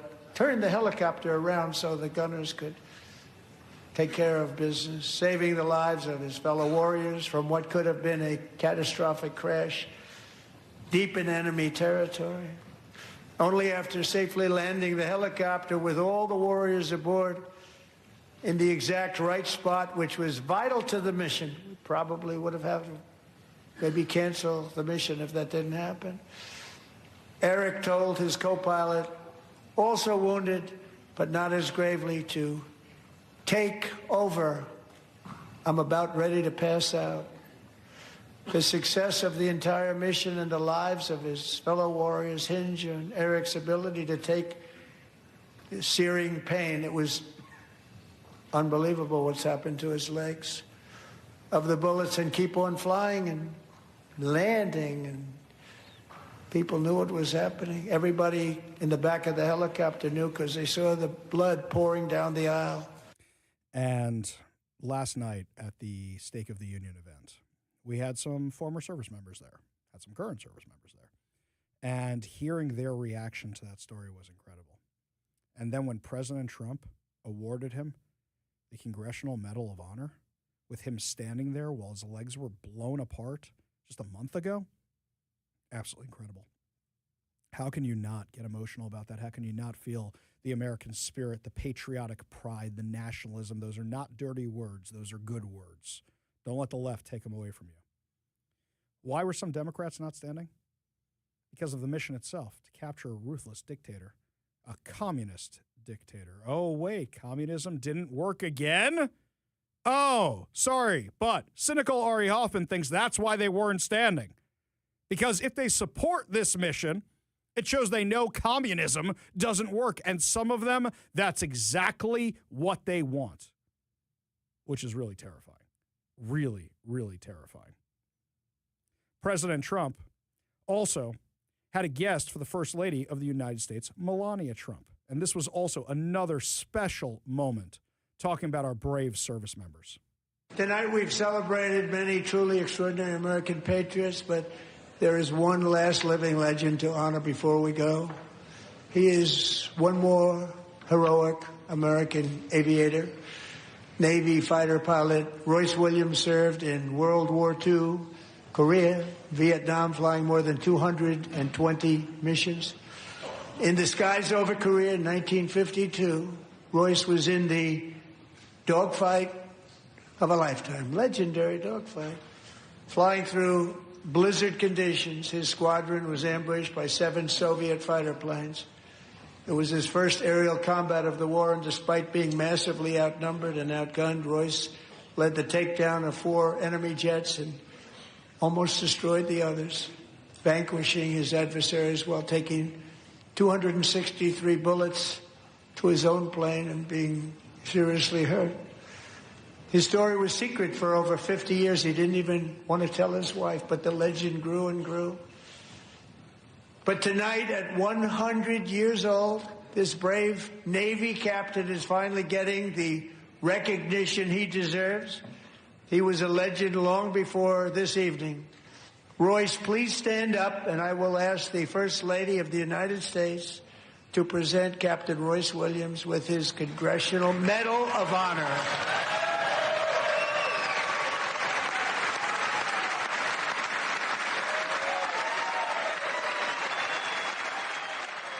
How can the Democrats not stand for something like that? What, just because it's Trump? That is true Trump derangement syndrome. It used to be at State of the Union. There were always things that everybody should stand for, and the way it was done was so that a Democrat could claim, oh, the Republicans stood for me, or a Republican could claim they stood for me, or they just decided it was the right thing to do. I know that the State of the Union is theater, but when you honor an American hero, like the ones we just heard about, 5 American heroes, when you honor an American hero, you stand up. What do we do when we go to sporting events? Every single game I go to, whether it's Seahawks or whether it's the Kraken or whether it's the Mariners, every single time they bring a veteran out and the whole place stands up. And I can't help but thinking the people who are sitting down, are they the ones who also sat for the national anthem? That's not how we roll in this country. That's not how we roll in this country. Today, I had an honor, and it may not sound like such a big deal to so many of you, but to me, it meant a lot. It was the first time I was asked to do this. John Braun is running for Congress, and he had a fundraiser today in Bellevue, and it's early morning because everybody has to go to work afterwards. So after the night last night, State of the Union, I was up till God knows when last night, and then I had to be at this event at 7:30 in the morning in Bellevue. So I drive right back to Bellevue, and they asked me to lead the Pledge of Allegiance. And I'm tired. I'm exhausted. I'm not even speaking coherently to some of the people I'm meeting in the room because I'm so tired. I hadn't had a coffee yet or anything. And when I got up there, I was just filled with this pride, getting to lead people and saying the Pledge of Allegiance. I've said the Pledge of Allegiance many times. I've never gotten to lead people in it. So that was just a lot of fun. And I know it may not sound like such a big deal, but that's the love that was instilled in me by my family for this country. My grandfather, the Navy veteran. I mean, we were taught to revere his service, that and his brothers in World War II and the other conflicts he was in. That's who we were raised. How can you not stand for this? How can you not stand for this? Really. And I got to say, something else that made it better was the people in the room last night. Because sometimes at home I go, oh, that was awesome. But last night, watching the State of the Union, at the Stake of the Union, with so many of the KVI listeners, playing bingo because we used the Daily Wire's bingo board. Our friends in promotions printed it up for us. It was hysterical. Oh, I got a box. I got a box. It was really great. It was really, really amazing. And watching how the veterans reacted to this and this thing that impacted these people and hearing the noises from the different parts of the room, it made it so much better. This is definitely a repeat event we're going to be doing again. And then some of you were kind enough to bring me beverages, shall we just say, for the kids who are listening. Beverages. Thank you for bringing the beverages over. But one of you brought me a piece of fan mail that was really, really sweet. And this family had brought me one actually at our inauguration party, too. This was really, really sweet from their daughter. And I had actually gotten to meet the family when we went out to the Puyallup Fair this year. But she sent me this, and it was really, really sweet. Dear Ari, hi. You might not remember me, but I saw you at the fair, and you signed a flag for me. I did. I still have it and look at it every day, and I think, yay, so thank you very much, and have a good day from Christine. P.S. I still love your show. And that's why we do what we do. That is why we do what we do for moments like that. We do them because we get to fight we do this because we get to fight for our country. We do this because we get to talk about American exceptionalism. And we do this so that we can raise the next generation of proud Americans. And whether you're Democrat or Republican, if you're proud of this country, you won't do anything to harm this country. This little girl, proud of her country, she's happy I signed a flag for her. How many other Americans burn the flags? How many other Americans look at the flag with disdain? That's not how we were raised. That is not how our generation was raised. It's interesting to me that the Biden administration, some people in it want to make the American flag a sign of white supremacy and extremists because those MAGA people love that flag, wave that flag. That's not what it's about. That's by people who hate this country. And I believe that there's a lot of Democrats who don't hate this country. I believe there's a lot of Democrats who looked at that nonsense with the frogs last night and all the little yelling and screaming and protests and just said this is juvenile and feel like they're politically homeless now. And say, this isn't my party anymore. They left me. You didn't leave the party. After last night, it was a great speech. And if you hated it that much with the fire of 1,000 suns of some of these Democrats, if you hated it that much, you might be suffering from Trump derangement syndrome. Might be. I did like the people who said last night in the room that the best thing about the State of the Union was realizing it wasn't Kamala Harris who was giving it. That was a great moment. Let me know what your favorite moments of the State of the Union were. Give me a call or a text at 206-421-5757. That's 206-421-5757. When we come back, my friends, speaking of Kamala Harris, was she about to win the election and then polling took a turn because of how she felt about Gaza? We'll give you the details of a shocking new poll when we come back. You're listening to the Ari Hoffman Show on Talk Radio 570 KVI.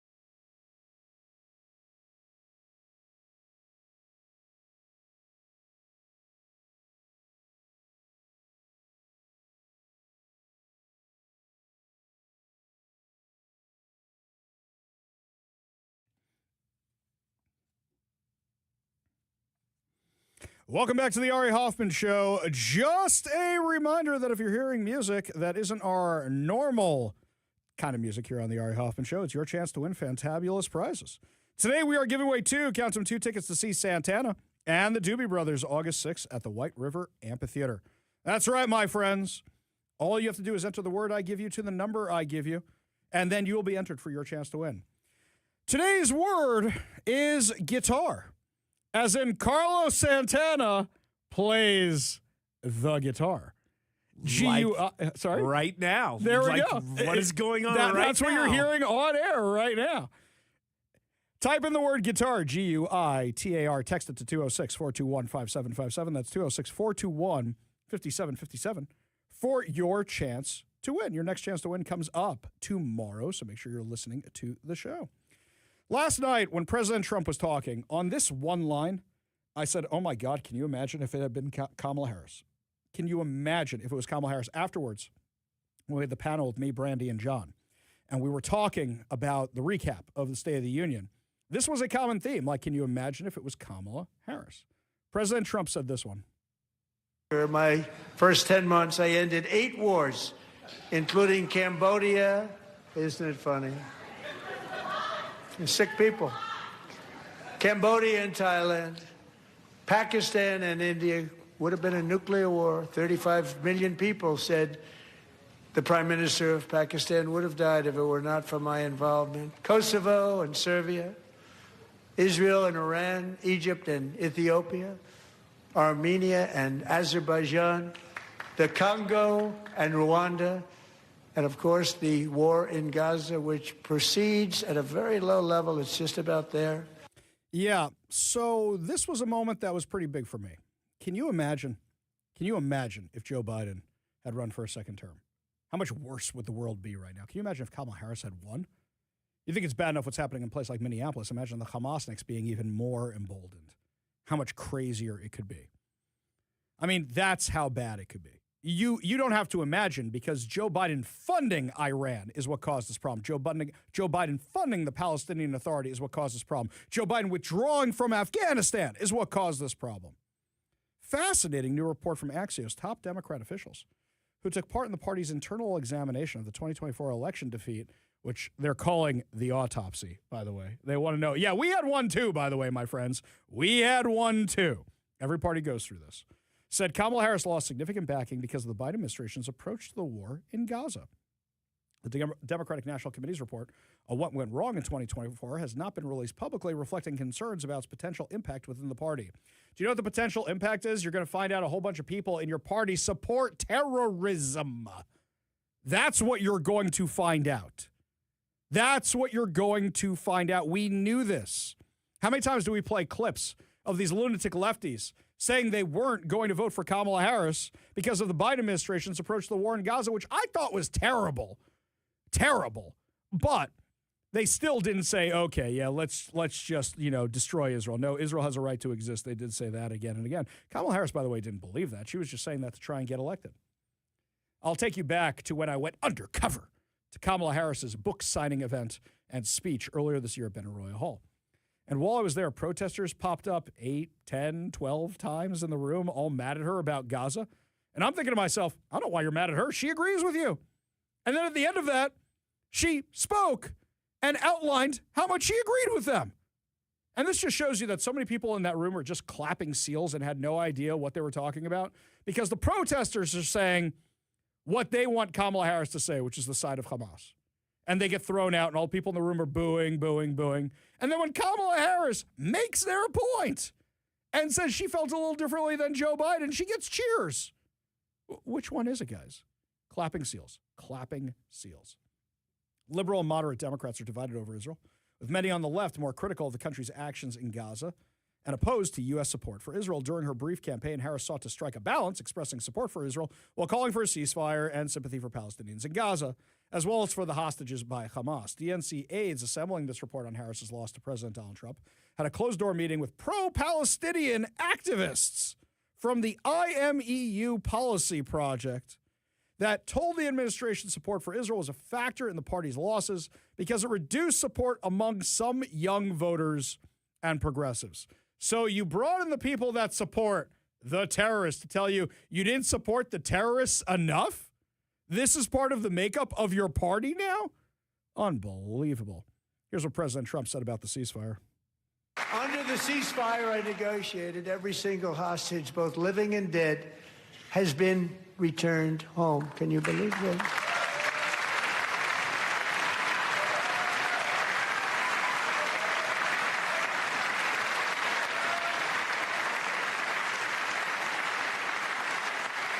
Nobody thought it was possible. Nobody thought that was possible. Both living and dead. And those parents who had a dead son, their boy, they'd always tell me their boy, they wanted him as much as though he were living. That was an amazing period of time. And they came back, and when we got all of the living hostages back, and many, many before them, but I always said those last 20 are going to be very tough, but we got many, many more, hundreds. But I said those last 20 are going to be tough. We got them back. But we only got back 14 or 15 of the dead, of the 28. And believe it or not, Hamas worked along with Israel, and they dug, and they dug, and they dug. It's a tough thing to do, going through bodies all over, passing up 100 bodies sometimes for each one that they found. Tough job. And they finally got it back to 27. And then Steve and Jared, they got it back to 28. They found all 28. Nobody thought that was possible, but we did it. And I remember the family of the 28th. They were so grieved, but they were so happy as it's possible to be. They had their boy back. The mother said, "Sir, we have our boy back." What a period of time that was, but we got them all back. So thank you both very much. Great job.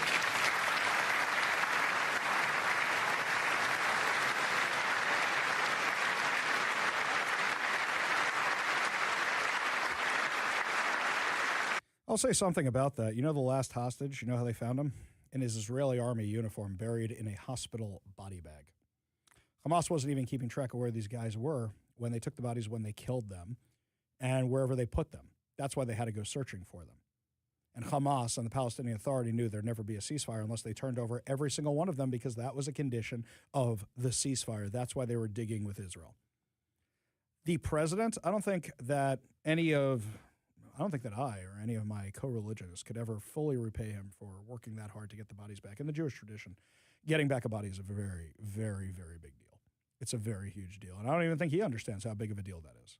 But also it's closure for the family. That war would still be going on. There would still be hostages in Gaza. I firmly believe it if Kamala Harris was elected president. And I think we'd be seeing protests on the streets every single day because Israel would still be bombing Gaza, bombing Gaza, bombing Gaza. I think Iran would still be funding terrorism right now. Iran's got bigger problems than that. We've got 2 aircraft carrier groups in the Middle East. We've got warplanes all over the Middle East right now staging for something big. Something big is on the horizon. Absolutely it is. President Trump said this towards the end of his speech, and I loved this line in the speech.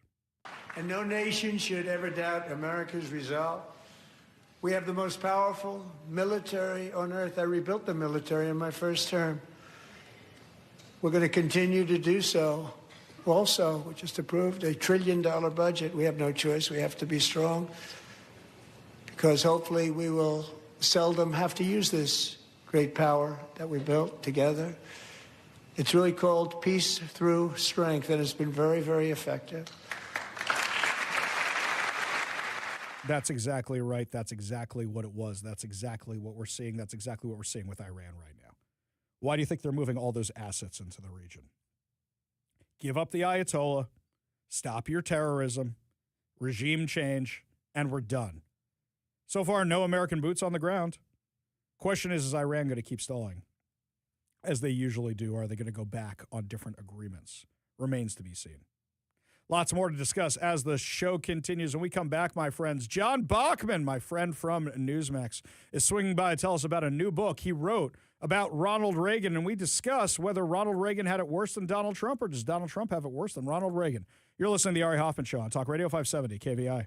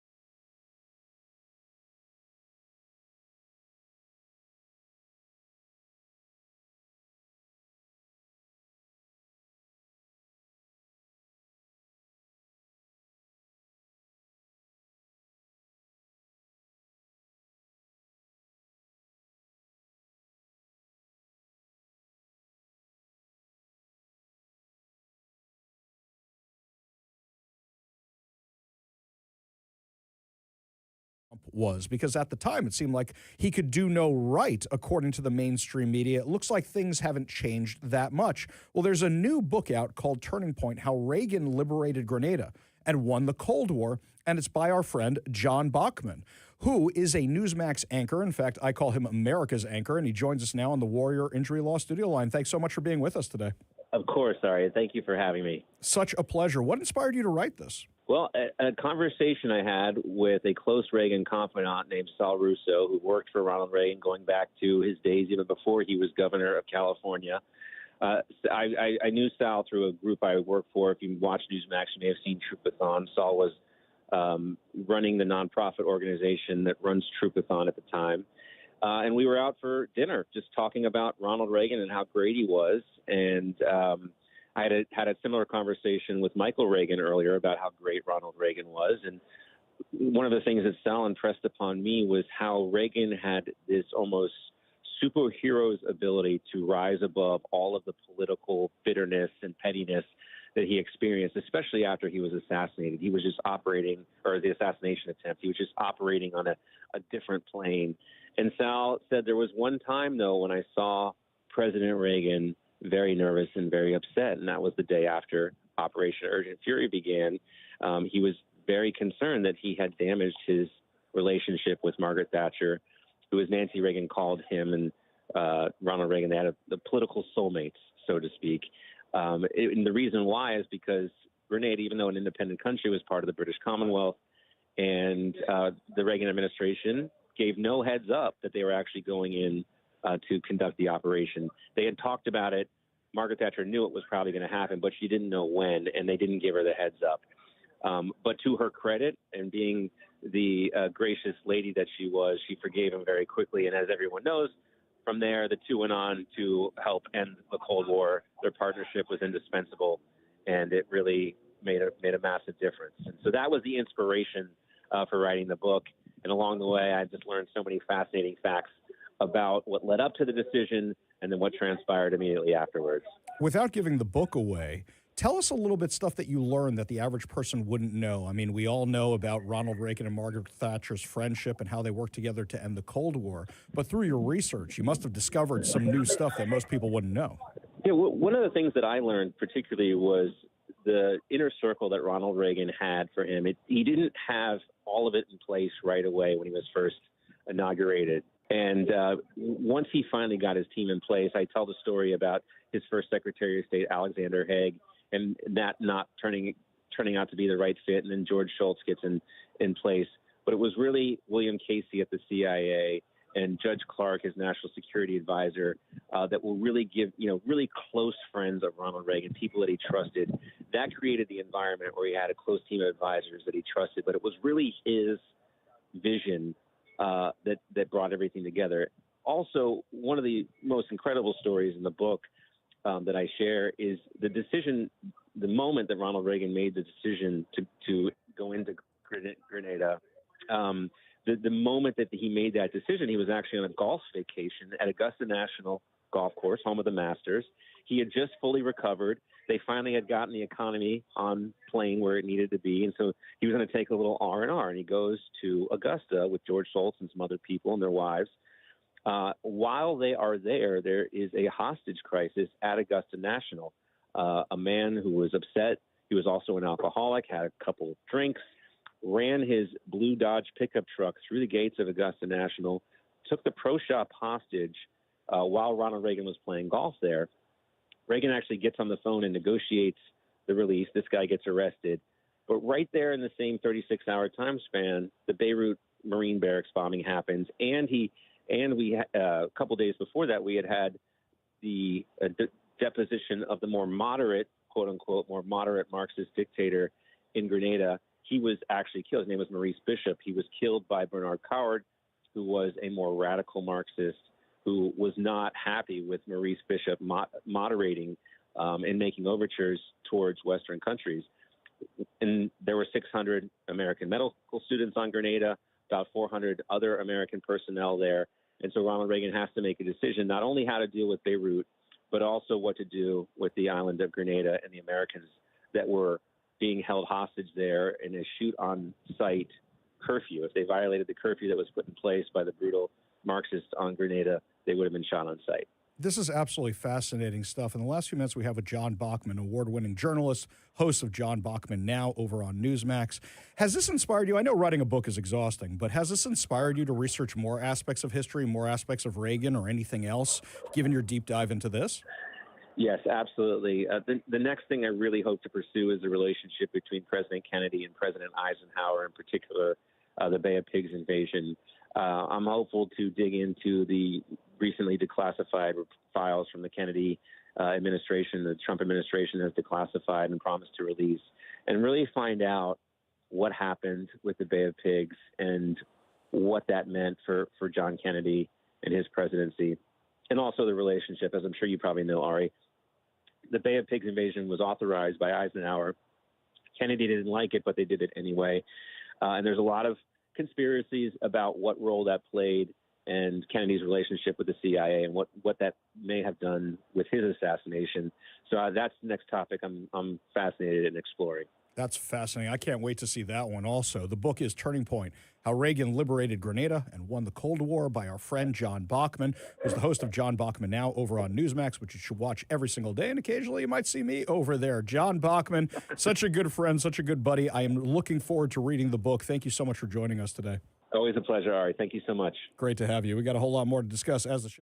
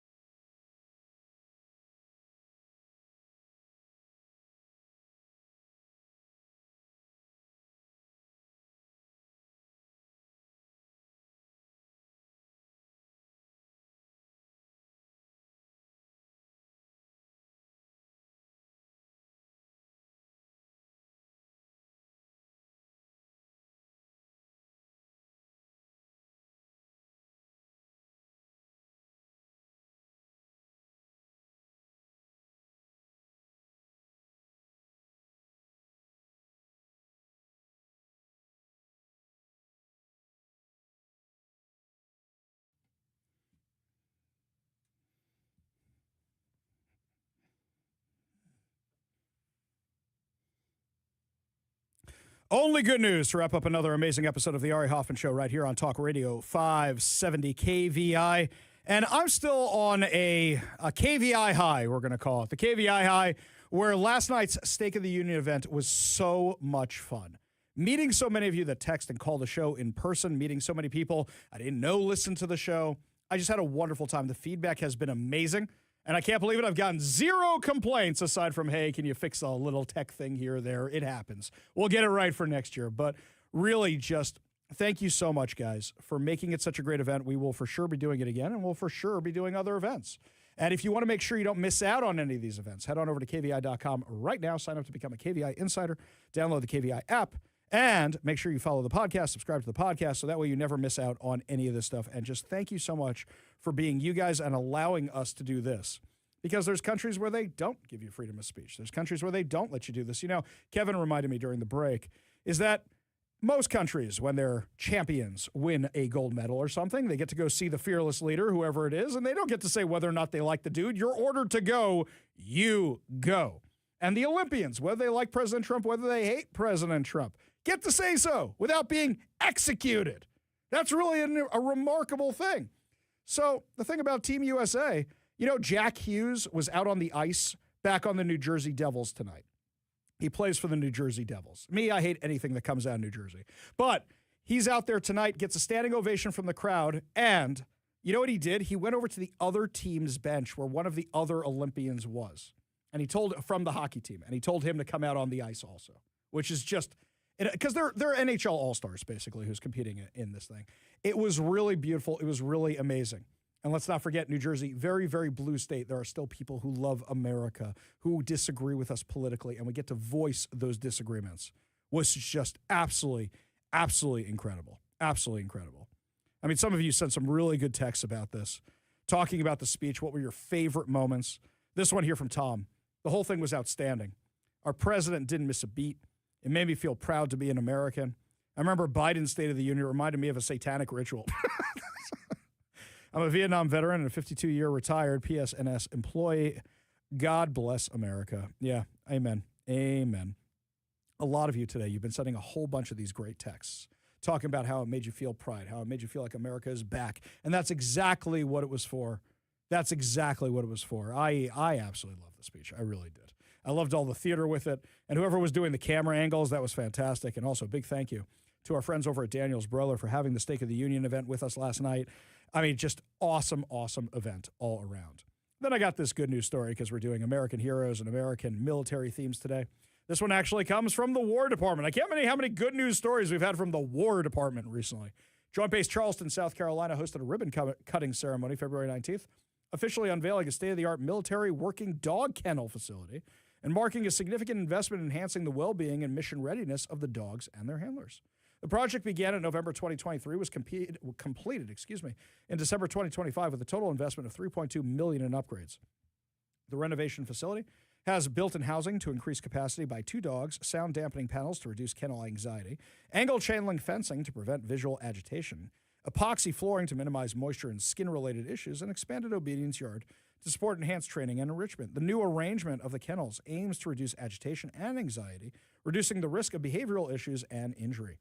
Quote, health is paramount with these dogs. They have enough room for enrichment to keep them happy and healthy, said Air Force Tech Sergeant Kyle Titus, military working dog kennel master assigned to the 628th Security Forces Squadron. So far, we've had 0 injuries in the new facility, which has been absolutely great. Since the remodeling, handlers have observed how the new layout fosters a healthier, safer, and more efficient environment for the dog's health, training, and recovery. Quote, it was like a night and day difference that you could see in their behavior, Titus said. You can walk through the building now and the dogs will remain sleeping.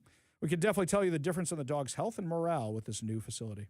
The military working dogs conduct extensive training to secure the installation's strategic assets through actively detecting explosives, deterring potential threats, and defending personnel. Quote, the Green Kennel Initiative started about 10 years ago, and the new facility reflects our overall goal to make a massive impact on the military working dogs' health and wellness, said Air Force Staff Sergeant Reginald Conyers, military working dog trainer assigned to the 628th Security Forces Squadron. Looking ahead, the squadron hopes the new facility will extend the working life of dogs while significantly reducing injuries and stress-related issues. Quote, we need to be doing our part as far as giving the dogs ample time to get their energy out, Providing longevity to their caregivers with better conditions and more space to move around is a big goal for us. The new facility supports the squadron and its military working dogs' readiness and capability to defend the mission every day, symbolizing the installation's continued commitment to resilient infrastructure and operational excellence. Quote, the ceremony showcases that we've been going forward in the right direction, improving life conservation of our military working dogs and making massive impact for mission accomplishment. I think we should just change the name of this segment, not to good news to wrap up the day, but just good news stories about dogs. Just nice stories about pets. We do pets a lot, even cats, and I'm not even the biggest cat fan. It should just be good news about animals. That's how we're going to wrap up the day. And occasionally somebody's rescued by first responders. Overall, I just say we do a lot of dog stories. We do a lot of cat stories. Do a lot of things like that. You like the cat stories, right? I like both dogs and cats, but I am a cat owner currently. Gotcha. Gotcha. Yeah. I have children. They poop everywhere, so I don't feel like cleaning up anything else. No, they're older now. They don't do that anymore, but you're always cleaning up after them. Holy cow. People with little kids will know exactly what I'm talking about. Every night, put away all the toys just so they can pull them out again the next day. I built a playroom on my house, so I wouldn't have to do that every night, where it could just stay a mess all week long until nice lady comes to clean the house, because I was tired of dealing with that. How were you when you were a kid? Did you have a messy bedroom, or were you kind of OCD? Or what I'm one of those kids who threw everything in the closet when it was time to clean up the room. So there's this mountain of stuff that if you open the closet in the wrong way, you'd be covered in it. I'm also that kid who made things neat by putting piles of stuff everywhere, like papers everywhere that I didn't want to get rid of. That was me. I am not a good roommate. Ask my wife. She will tell you. I don't know when it was, but there was a time I wasn't, a teenager yet or anything, but I was like, it's a lot easier if I just put the 2-3 things away. That makes way too much sense. I know. I don't know what happened to me, but I was like, maybe it was some sort of OCD that kicked in, and then from that point on, I was pretty clean. Yeah, that is not how we roll in the Hoffman. Well, it's how everybody else rolls in the Hoffman house, but not how I roll in the Hoffman house. All right, my wife's back from Israel tonight. I cleaned the house last night, and cleaning lady came yesterday too. So win for me. That's gonna do it for us today, my friends. But fear not, we will be back tomorrow with more insane stories, more exciting guests. You've been listening to the Ari Hoffman Show on Talk Radio 570 KVI.